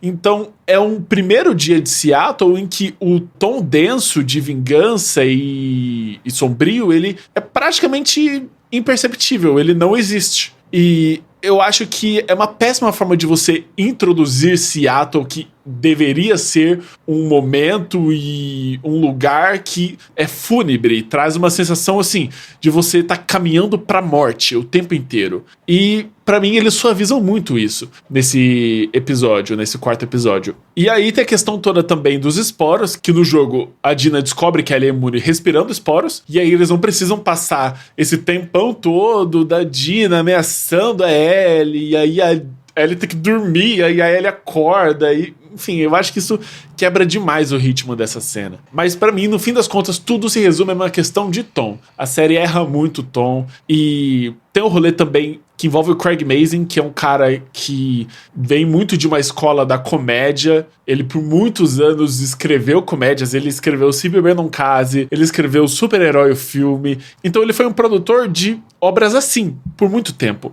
Ele virou essa chavinha com o Chernobyl da HBO, tipo, 2019, faz 5 anos que isso aconteceu. E a comédia ainda é muito presente nos roteiros dele, desde a primeira temporada, eu sinto isso, mas aqui eu acho que isso cortou muito o tom da série. Eu acho que isso impactou demais. Teve um rolê também de que o Neil Druckmann se afastou da série essa temporada porque ele tá muito próximo da produção do próximo jogo da Naughty Dog. A Naughty Dog é a desenvolvedora de The Last of Us e eles estão com uma franquia nova, enfim. E o Neil Druckmann é um diretor de jogos propriamente, assim, é a principal função dele, e eu acho até legal que ele não tenha aberto mão disso mesmo com a série da HBO. Então ele deu passos pra trás, ele foi uma figura mais distante na produção dessa temporada. E aí eu acho que isso acabou enaltecendo tanto as qualidades do Craig Mazin quanto as falhas dele. Eu acho que as falhas dele foram muito prominentes aqui, e uma coisa diferente que aconteceu também nessa temporada é que eles deram muito mais contexto do conflito entre a WLF, que é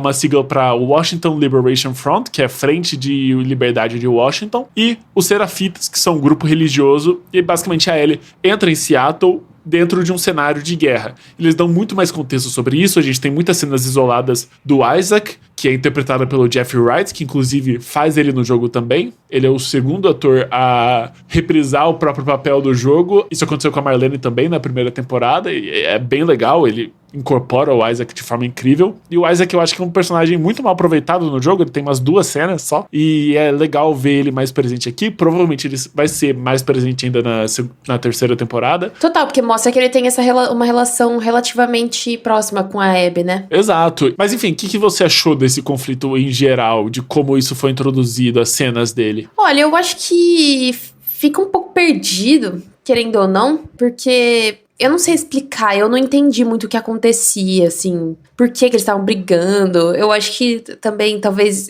o objetivo nem fosse que eu entendesse, mas esse foi o meu primeiro sentimento com relação ao conflito. Mas eu achei que foi uma forma de explorar também o espaço de Seattle. Aí eu achei legal que ele apareceu aqui, porque eu tive bastante impressão que o núcleo ali, da Dina e da Ellie, e depois do Jesse, quando ele incorpora ali pro grupo, eles exploram um pouco o ambiente. Então, foi uma forma de a gente entender como que funciona essa cidade. Então, a gente conseguiu ver uma área que ficavam os Serafitas, a gente viu mais ou menos os espaços da WLF ali, como funcionava a WLF mais ou menos, né? A gente viu pessoas importantes dentro do comando da WLF, e eu achei nesse sentido uma contextualização interessante para aquele ambiente de Seattle. Não sei se foi a melhor escolha, porque eu acho que é isso, deixou muito de pano de fundo em alguns momentos o que era a parte mais importante, que é o conflito ali, né, a busca por vingança da Ellie e o que estava acontecendo com eles lá,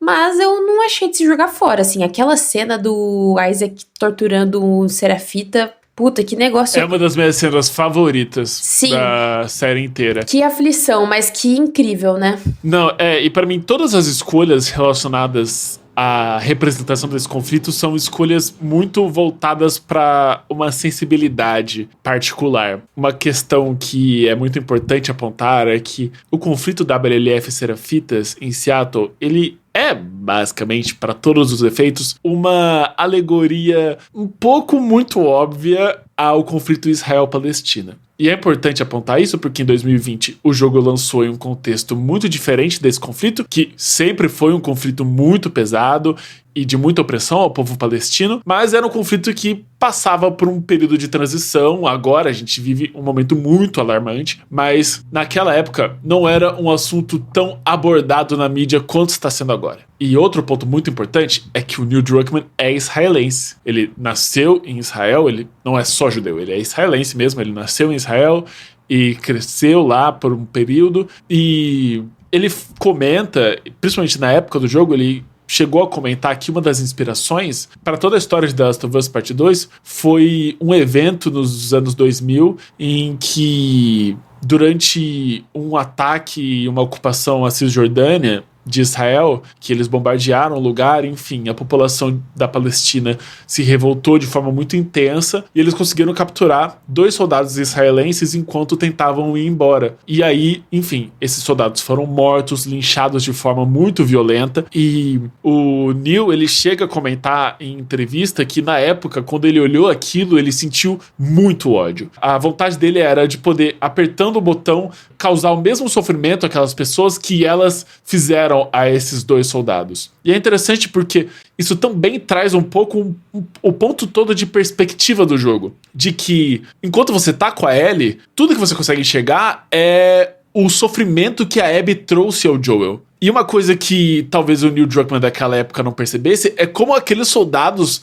trouxeram tanto sofrimento àquelas pessoas palestinas. E uma coisa que o Neil fala depois é que, depois de um tempo, quando esse sentimento de ódio se dispersou, ele sentiu vergonha de ter, em algum momento, pensado aquelas coisas. E aí, a ideia do jogo era justamente explorar de uma forma segura esses sentimentos que, de certa forma, são universais a nós, principalmente quando a gente está tratando dessa questão de perspectiva, dos nossos afetos e de quanto ódio a gente pode sentir a partir de pessoas e de coisas que a gente ama. Eu acho que nesse sentido, pelo menos na série, eu achei interessante porque ela mostra um pouco, pelo menos um pouco, da perspectiva de fora desse conflito, que é basicamente 2 grupos brigando, e aí a gente tá olhando de fora, não entende nada, e aí parece, alguns momentos, quando você vê pela perspectiva dos Serafitas, aí a WLF é horrível, eles são os bonzinhos. Mas não é tão simples assim, porque aí depois, quando mostra da perspectiva da WLF e os Serafitas atacando a WLF,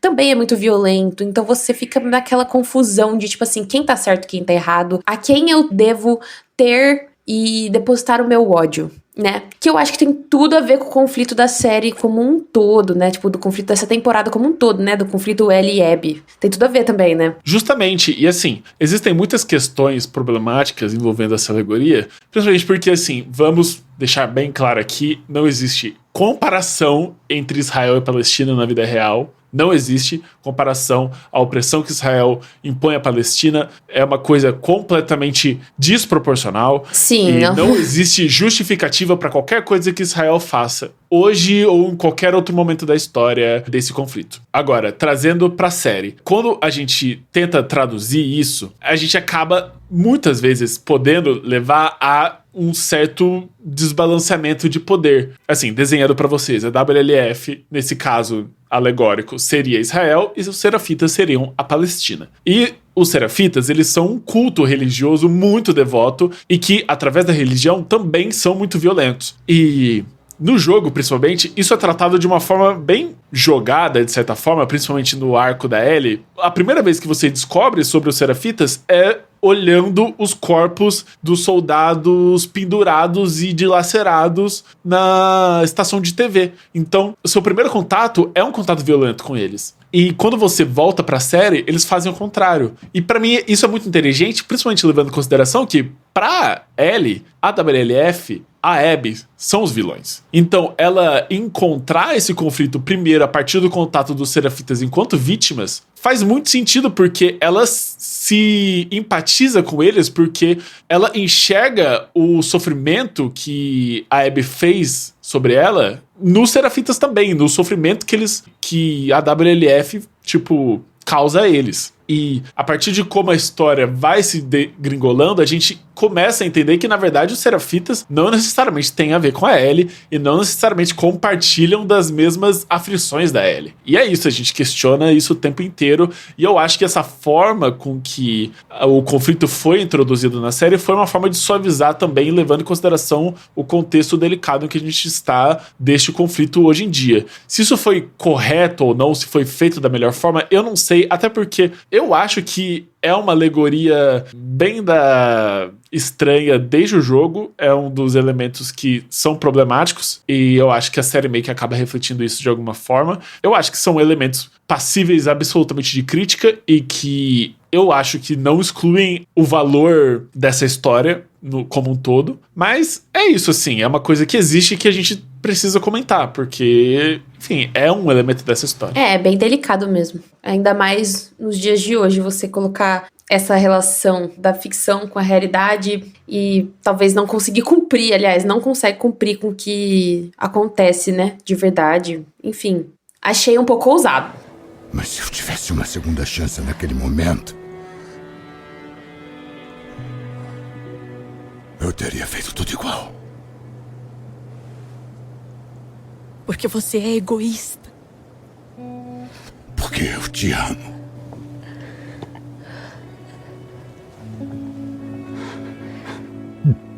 De um jeito que você não entende.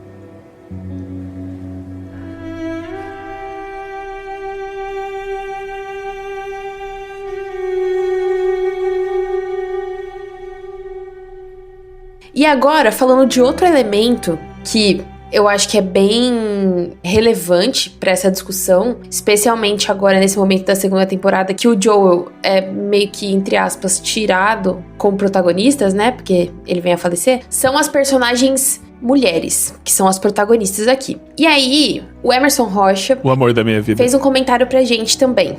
Ele falou que achou a temporada meio morna, principalmente pelo pouco desenvolvimento das personagens femininas. E aí, vamos abrir a porteira para falar sobre isso. Porque esse foi o ponto que mais me incomodou nessa temporada. De todos, assim. Porque como eu não joguei o jogo, eu entendo o incômodo, mas eu não o sinto de forma tão visceral. Mas o jeito que colocaram as personagens femininas, principalmente a Ellie e a Dina, no caso aqui, que são as personagens que mais aparecem, né? Todos os comentários que envolvem essas personagens, mas especialmente o jeito que elas são apresentadas. Então, logo na primeira cena, inclusive, da temporada, a gente é deparada com a Ellie treinando. Ela tá lutando com um cara aleatório, o Jesse tá treinando ela, né? Porque ele é essa figura pra Ellie. A gente vem a descobrir, existem outras cenas em que ele a treina.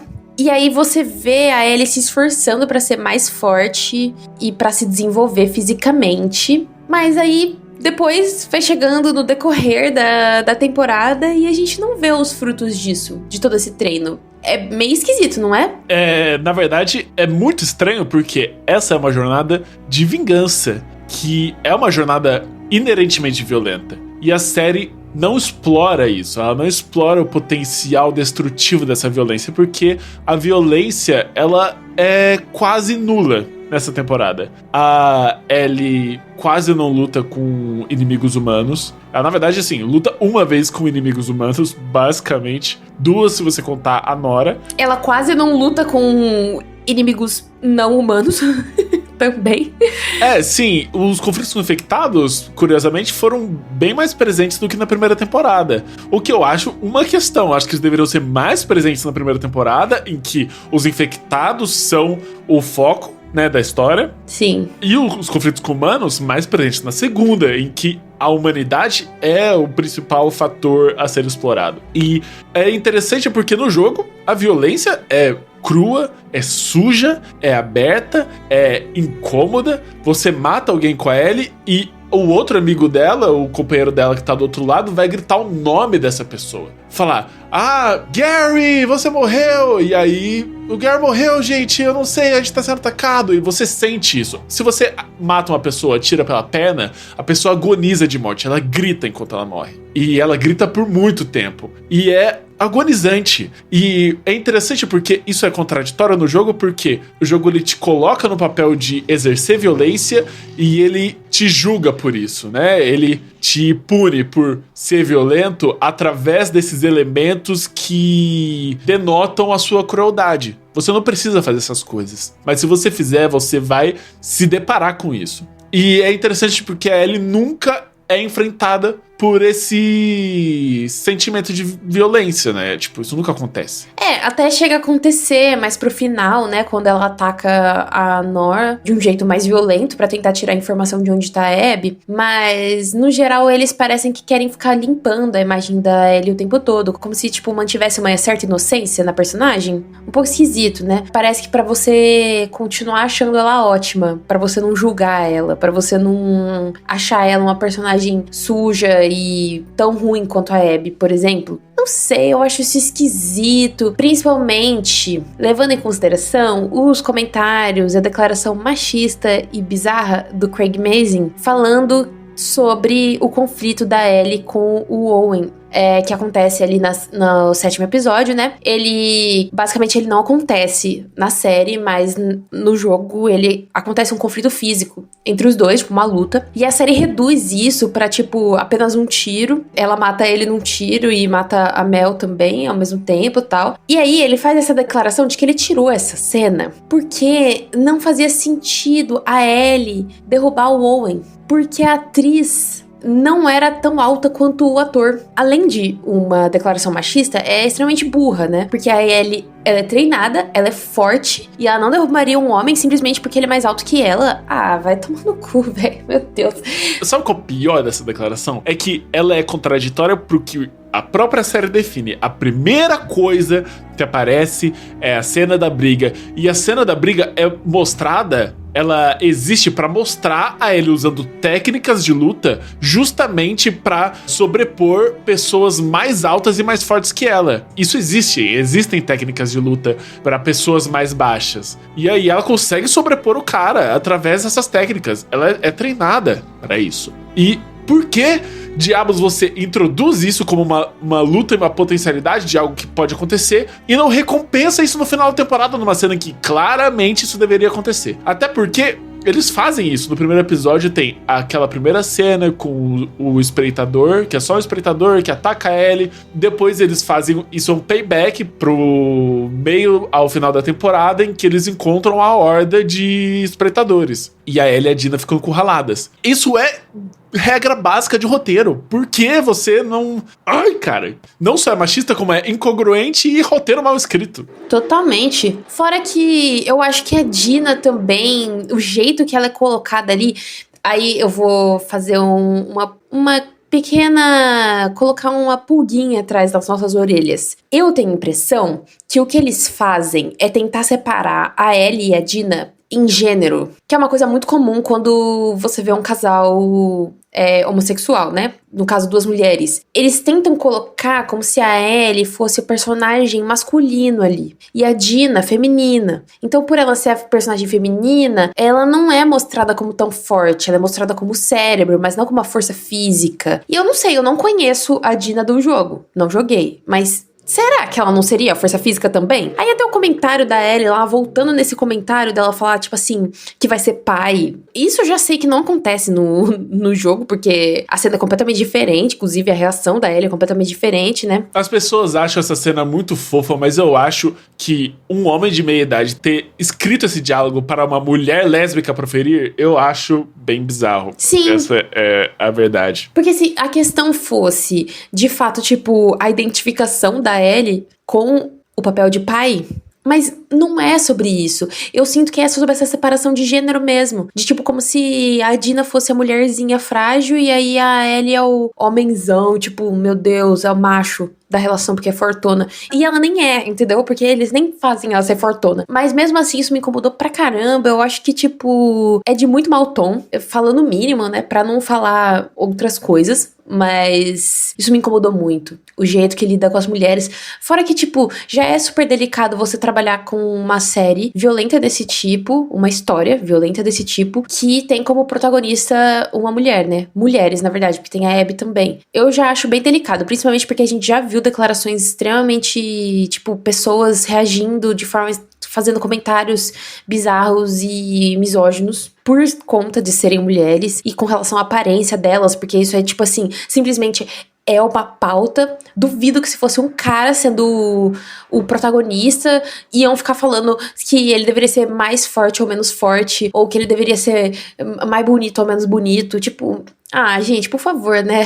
Misoginia pura. Então, já é delicado você trabalhar com isso. Você trabalhar com essas personagens e com essa história. E aí eu sinto que eles não souberam fazer isso. Eles ajudaram o público a fazer comentários idiotas. Tipo, eles não vieram e rebateram essas opiniões. Sim, eu concordo totalmente. Até porque, né, como a gente vai ver, o Craig Mazin meio que concorda com o público, né? Então eu achei isso ofensivo. Bem ofensivo. E eu acho que esse é um rolê de motivação dessa série inteira, dessa temporada, sobretudo. São vários pequenos elementos que são pequenos esforços pra tentar consertar os problemas do jogo. E aí é tipo, explicar coisas que não estão explicadas no jogo, consertar falhas que todo mundo reclama pra agradar esse gamer ou esse homem médio que vai ficar reclamando que a mulher pequena foi lá e atacou o cara grande, entendeu? E são coisas muito pontuais, só que elas são estranhamente constantes. Elas são uma constância nessa temporada aí,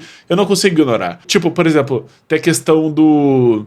No jogo, o Joel está com o Tommy no momento em que ele encontra a Abby. Na série, é a Dina. Por quê? Porque a Dina é a personagem frágil, que não vai atacar. E no jogo não faria sentido o Tommy não desconfiar da Abby. Afinal de contas, ele é um homem treinado, de idade avançada. A Dina é mais fidedigna. Afinal de contas, a Dina é inocente. Ela jamais pensaria uma coisa dessa. Entendeu? Ai, tipo, meu Deus. essas pequenas... Ai, é bizarro. E tem toda a questão também de como o Jesse é representado aqui, porque na falta de cenas de ação com essas mulheres, o Jesse basicamente é o personagem que exerce essa função. E aí tem a cena dos espectadores em que o Jesse salva elas e eu não gosto. Eu não gosto, desculpa. Tem toda uma questão também de que o Jesse é mais velho que elas e como elas são representadas como adolescentes, existe uma relação quase hierárquica entre eles. Total. E aí o Jesse é essa figura autoritária, masculina, que vai chegar e vai botar ordem na casa e vai falar, chega de vingança, nós vamos voltar para Jackson. E aí,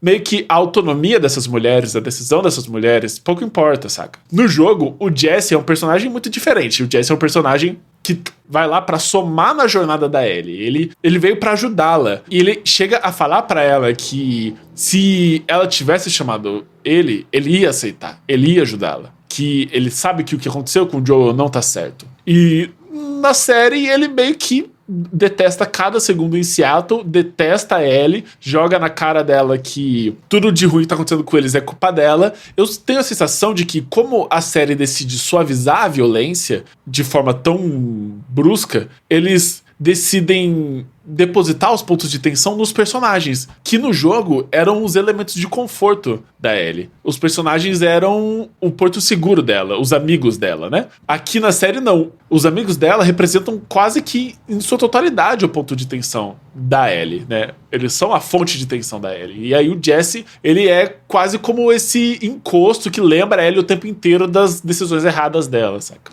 E é o número 3 do triângulo amoroso que eles inventaram, né? É muito esquisito, porque ele é tipo um inimigo da Ellie, eu tenho essa impressão. Que é tipo, você roubou minha mina. Apareceu muito pra mim vários edits no TikTok usando aquela música Mãe Solteira e contrapondo a imagem do Jesse com a Ellie, como se, tipo assim, eles estivessem realmente competindo, assim, né? Porque, enfim, não vou explicar a música, né? Mas, assim, pra você ver como foi essa mensagem que passou, né? E assim, é um triângulo amoroso que existe no jogo também, mas pro Jesse não é um triângulo, não. O Jesse é assim, eu terminei com a Dina, ele é o cara super masculinidade positiva no jogo. Ele é tipo, ele apoia a Ellie em tudo, ele não se importa com a Ellie tá namorando a ex dele, ele é realmente o melhor amigo dela. Eu acho muito bonita a relação deles. Ao mesmo tempo, eu até gosto de como esse conflito entrou na série, como eles entram nesse tema da comunidade, de quem é minha comunidade, e do que a Ellie abre mão, do que o Jesse abre mão, que são temas que, na verdade, são muito mais presentes no arco da Abby do jogo, né? Mas eles reapresentam isso aqui e eu acho que é um conflito que é interessante, a forma como ele é apresentado, mas ao mesmo tempo ele ecoa desse jeito super esquisito com o resto da temporada. E eu acho que é um problema todo com o 7º episódio, que é o pior de todos. Tem até um comentário aqui da Vanessa Maia, que a gente recebeu, que é o último comentário, que ela fala que gostou, mas sentiu que eles enrolaram nos episódios, tiveram cenas desnecessárias e longas, e que o último episódio parece que eles fizeram vários cortes aleatórios. E eu acho que é isso. O 7º episódio foi um dos piores season finais que eu já vi em toda a minha vida. Eu acho que foi, sim, errou em basicamente tudo. E eu acho que ele representa tudo de ruim nessa série. Essa série tem muitas coisas boas, tem muitos méritos. Eu acho de verdade que é uma série que tem muitos méritos. Mas esse 7º episódio, ele... Tanto é que eu terminei, eu passei algum tempo com muito ódio dessa temporada por causa desse episódio. Aí depois eu fui revisitar as coisas, o que eu tinha escrito, vídeos de outras pessoas, e eu fiquei, nossa, é verdade, o resto nem foi tão ruim assim. Mas é que esse último episódio foi tão ruim. Sim. Ai, pra mim, não tem como não falar daquela cena dela na ilha lá, com os serafitas. Completamente aleatório, meu Deus do céu. Se tirasse aquela cena, se só cortasse aquela cena lá, não ia fazer diferença nenhuma. Não teve impacto nenhum. O episódio seria literalmente o mesmo. Não, até a continuidade da cena, parece que eles meio que copiaram. Tipo assim, tava gravando aqui, aí, e se a gente colocasse tal coisa? Aí colocaram tal coisa e voltou. No mesmo ponto de gravação. A minha sensação é que parece uma cena cortada de uma versão... estendida do diretor de um filme, sabe? Uma cena que claramente foi cortada por um motivo. E é curioso porque no podcast oficial eles comentam sobre isso, porque no jogo a intenção inicial era que a Ellie visitasse a Ilha dos Serafitas. Só que eles cortaram isso por questões de ritmo, pra preservar o ritmo da narrativa. E eles falam que, nossa, a gente viu na série uma oportunidade de fazer isso acontecer. Pô, mas eles não chegaram a pensar, nossa, talvez a gente tenha excluído isso do jogo por um motivo, né? Um motivo que talvez fosse plausível, né? Talvez fosse a melhor decisão. Por que eu vou voltar atrás agora pra escolher a pior versão desse momento, sabe? Aí, realmente era. Assim.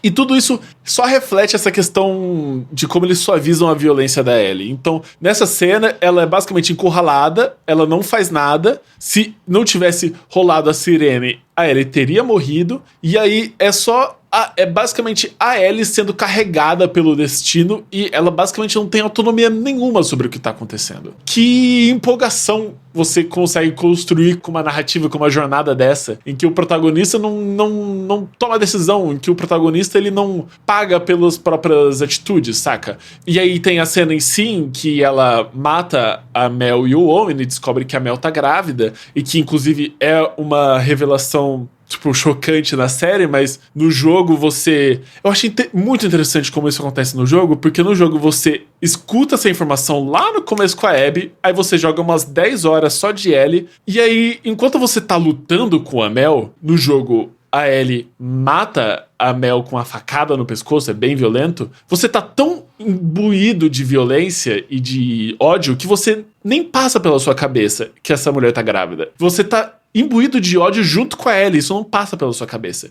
E você sabe dessa informação. E quando a Ellie, ela tira o casaco da Mel e vê a barriga, você tem a mesma sensação da Ellie, que é tipo... Ela tá grávida, verdade. E é tipo, chocante você perceber o quanto você estava compartilhando do mesmo sentimento, da mesma cegueira dela, que o ódio proporciona. Então enfim, é muito bem feito no jogo. E na série, eles meio que nunca contam isso. Eles contam só no momento em que a Mel fica grávida. O que é muito curioso porque a série é excessivamente expositiva sobre a Abby e sobre as coisas dela. Só que ao mesmo tempo é estranho porque nesse ponto você conhece muito menos dela e muito menos sobre os amigos dela do que no jogo. No jogo você sabe várias coisas porque o jogo comunica várias coisas sobre a relação desse grupo através de sutilezas, através de diálogos soltos. E aqui você meio que não sabe nada sobre eles. Você não sabe a dinâmica do relacionamento da Mel e do Owen, da Abby e do Owen, da Mel e da Abby. Você não sabe o que eles têm, por que eles são desse jeito. E meio que você nunca descobre. Tipo, no jogo, a Abby e o Owen, eles namoraram na adolescência. E aqui, meio que você nunca... Isso nunca é citado. Então, tipo... talvez seja explorado na terceira temporada, né? Talvez seja explorado, mas já que você quer construir essa relação tão próxima da Abby desde o começo, por que você não citou isso agora, sabe? Até porque você chega a acompanhar esses personagens desde o começo. Você chega a ver como eles se comportam. E só que é uma relação e é uma troca tão artificial e tão protocolar que você não consegue perceber sutileza nenhuma neles. Sabe? Parece que eles são realmente robôs trocando diálogos. Enfim, são várias questões de roteiro, mas eu acho que o problema da série é de roteiro. Total. Pra mim, o âmago do problema de tudo isso que você me falou não é nem eles não terem falado que ela tava grávida, é não ter tido o embate do jeito que deveria ter tido. Porque foi muito... Tipo assim, nossa, ela só matou eles. Tipo assim, ela não matou eles porque ela tava com ódio. Ela matou eles por legítima defesa. Porque ela tava apontando uma arma pra eles. E o Owen cata uma arma, tipo, puxa uma arma pra tentar matar ela. E aí ela mata ele. Foi tipo assim... Claramente ela ia ficar toda sensível. Porque ela não queria matar eles. E mata por acidente ainda por cima. É, eu acho isso de uma tipo... covardia tamanha, você tornar essa morte um acidente. Porque pra mim é muito importante que essa morte saia pelas mãos dela, que exista intenção e que exista agência. Porque é o choque de você perceber que a Ellie foi longe demais. E aqui ela não tem controle de nada. É tipo... Por que ela tá pagando pela morte dessas pessoas que ela nem queria matar? E ela fala claramente que ela não queria matar. Quando a Abby confronta eles no teatro e mata o Jesse, e, enfim, tudo aquilo acontece. Então, tipo, enfim, eu acho covarde. Covarde, essa é a palavra. Ai, totalmente. Falando, inclusive, desse final, quando o Jesse morre, parece que o mundo cai, né? Porque, assim, apesar de eles terem uma relação meio bosta aqui na série, pô... Você sabe que o cara ia ser pai, sabe? E eles estavam, tipo assim, eles estavam meio que se reconciliando ali, tipo... Numa fração de segundo, você leva aquele susto do Jesse morrer, tipo assim... Ele morre de um jeito muito brusco, então é meio chocante. E de um jeito meio descartável, né? Tipo, ele morre como um cara qualquer, assim... Eu acho legal como uma morte que na série rima muito com a morte do Joel, porque... Literalmente, basicamente a mesma coisa acontece. A Ellie tá de mal com o Jesse por muito tempo, e aí, no momento em que eles decidem se reconciliar e, tipo, está tudo bem, nós somos amigos, ele morre. Isso escapa das mãos dela. É uma morte muito chocante, e é uma morte que eu gosto. Eu só não gosto que eles ficam, tipo, meio que antecipando essa morte desde o começo, que o Jesse repete várias vezes nesse episódio que ele não pode morrer, porque ele não vai morrer, porque ele vai virar pai, e ele não pode morrer, e ele não vai morrer aqui, não importa o que façam, eu não vou morrer. Ele fica falando, eu não vou morrer pra câmera várias vezes. Aí ele morre, óbvio, né? Porque a gente não é burro, mas e isso não precisava ter sido feito. Esse é o destino do personagem desde o começo, gente. Precisa ficar repetindo, igual ficar repetindo que o pai da Abby morreu com um tiro na cabeça e ele é um médico. O cara já morreu. Chega. Eu não aguento mais ouvir isso. Até porque eu vou ouvir isso mais ainda na próxima temporada. Não precisa ficar escutando. Não, mais ainda mesmo, né? Porque aí a próxima temporada vai ser toda na perspectiva da Abby, né? Porque a gente termina essa cena, né, do confronto, onde elas se encontram, né? A Abby e a Ellie. A Abby tá ameaçando o Tommy e mata o Jesse.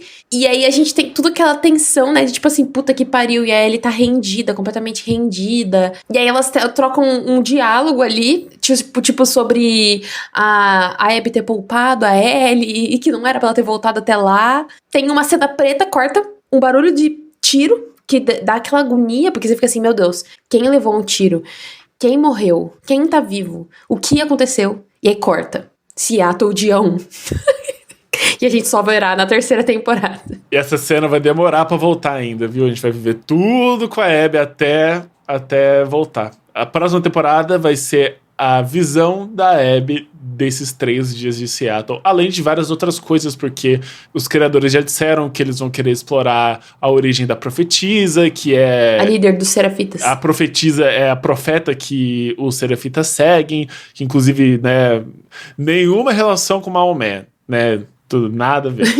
E, enfim, eles vão trazer mais sobre a origem desse conflito, talvez contar mais sobre outros personagens. Eu tô empolgado, ao mesmo tempo eu tô meio aflito, porque essa temporada não me deu boas esperanças. E, ao mesmo tempo, eu não sei quem tá mais aflito. Eu, que já sei tudo vai acontecer, ou a Julia, que vai ter que esperar 2 anos sabendo que essa história já está meio que encaminhada, porque, né, a história já existe. Nossa, sim. Como você está sentindo? Eu acho que naquele momento em que eu terminei o episódio, me deu mais agonia, de tipo, meu Deus do céu, vão ser 2 anos. Mas a vida dá uma engolida na gente, né? Então, assim, eu vou superar. A gente não... assim, está tudo bem, vamos sobreviver, sabe? Sim. Não precisava demorar 2 anos, né? Assim, seria melhor pra série, eu acho, que eles tivessem gravado essas 2 temporadas juntas, ao mesmo tempo. Principalmente por serem histórias muito entrelaçadas, né? Eu acho que seria apropriado. Ou fazer uma grande temporada de 16 episódios, igual era antigamente. A gente normalizou muito séries com 6, 8 episódios por temporada, sendo que antigamente... Isso me irrita, meu Deus.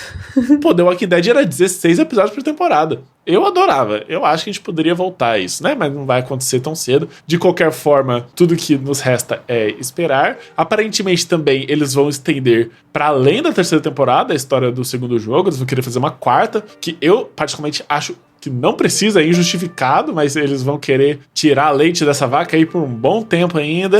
Enfim, né? Fazer o quê? Mas é isso, fica então a expectativa pra 3ª temporada, que vai demorar pra chegar, infelizmente. Minha mensagem final é, se você detestou a série e quer jogar o jogo, joga o jogo. A série não tá aí pra te agradar, entendeu? Se te agradou, que bom, mas, sabe, pra mim... Que bom que existem várias versões dessa história. Eu fiquei um pouco decepcionado com a série também, mas eu não acho que a série tinha que suprir minha expectativa em nenhuma medida. Eu acho que ela existe por existir e eu amo o jogo de qualquer forma. E quando eu quiser revisitar essa história, eu vou jogar o jogo como eu sempre faço, inclusive. Mensagem final: joguem o jogo. Joguem o jogo, essa é a minha mensagem final, na verdade. Se você achou blasé a série, jogue o jogo. Não é blasé, eu juro. Se você achou legal, joga o jogo também. Sim, jogue. Puta merda. É uma outra forma de você explorar essa história, né? Porque uma mídia não tem nada a ver com a outra. E tá tudo bem. Sim. Bom, é isso, pessoal. Obrigada por nos escutarem até aqui. Continuem nos acompanhando nas plataformas de áudio. E não esqueçam de nos avaliar com 5 estrelas aqui no Spotify, hein? Ou da forma que for na plataforma da sua preferência, claro. Isso ajuda demais o nosso podcast a continuar chegando em outras pessoas. Se possível também, compartilhem o podcast com seus amigos, nos grupos de WhatsApp, com as pessoas que você acha que vão gostar do que a gente faz aqui e do que a gente conversou hoje, principalmente para aquele seu amigo que curtiu ou detestou a série, a 2ª temporada. Nos siga também nas nossas redes sociais, a gente tá produzindo conteúdo pro Instagram e pro TikTok. No Instagram, em @gêmeosemprosa e no TikTok, em @gêmeos.em.prosa. Nos sigam também em nossas redes sociais pessoais. Vocês me encontram somente no Instagram, no @Julia_Nunes. E vocês me encontram no Instagram, Twitter, TikTok, Blue Sky, em @Henrico Souto. Henrico com E, Souto com O. É isso, pessoal. Tchau! Tchau!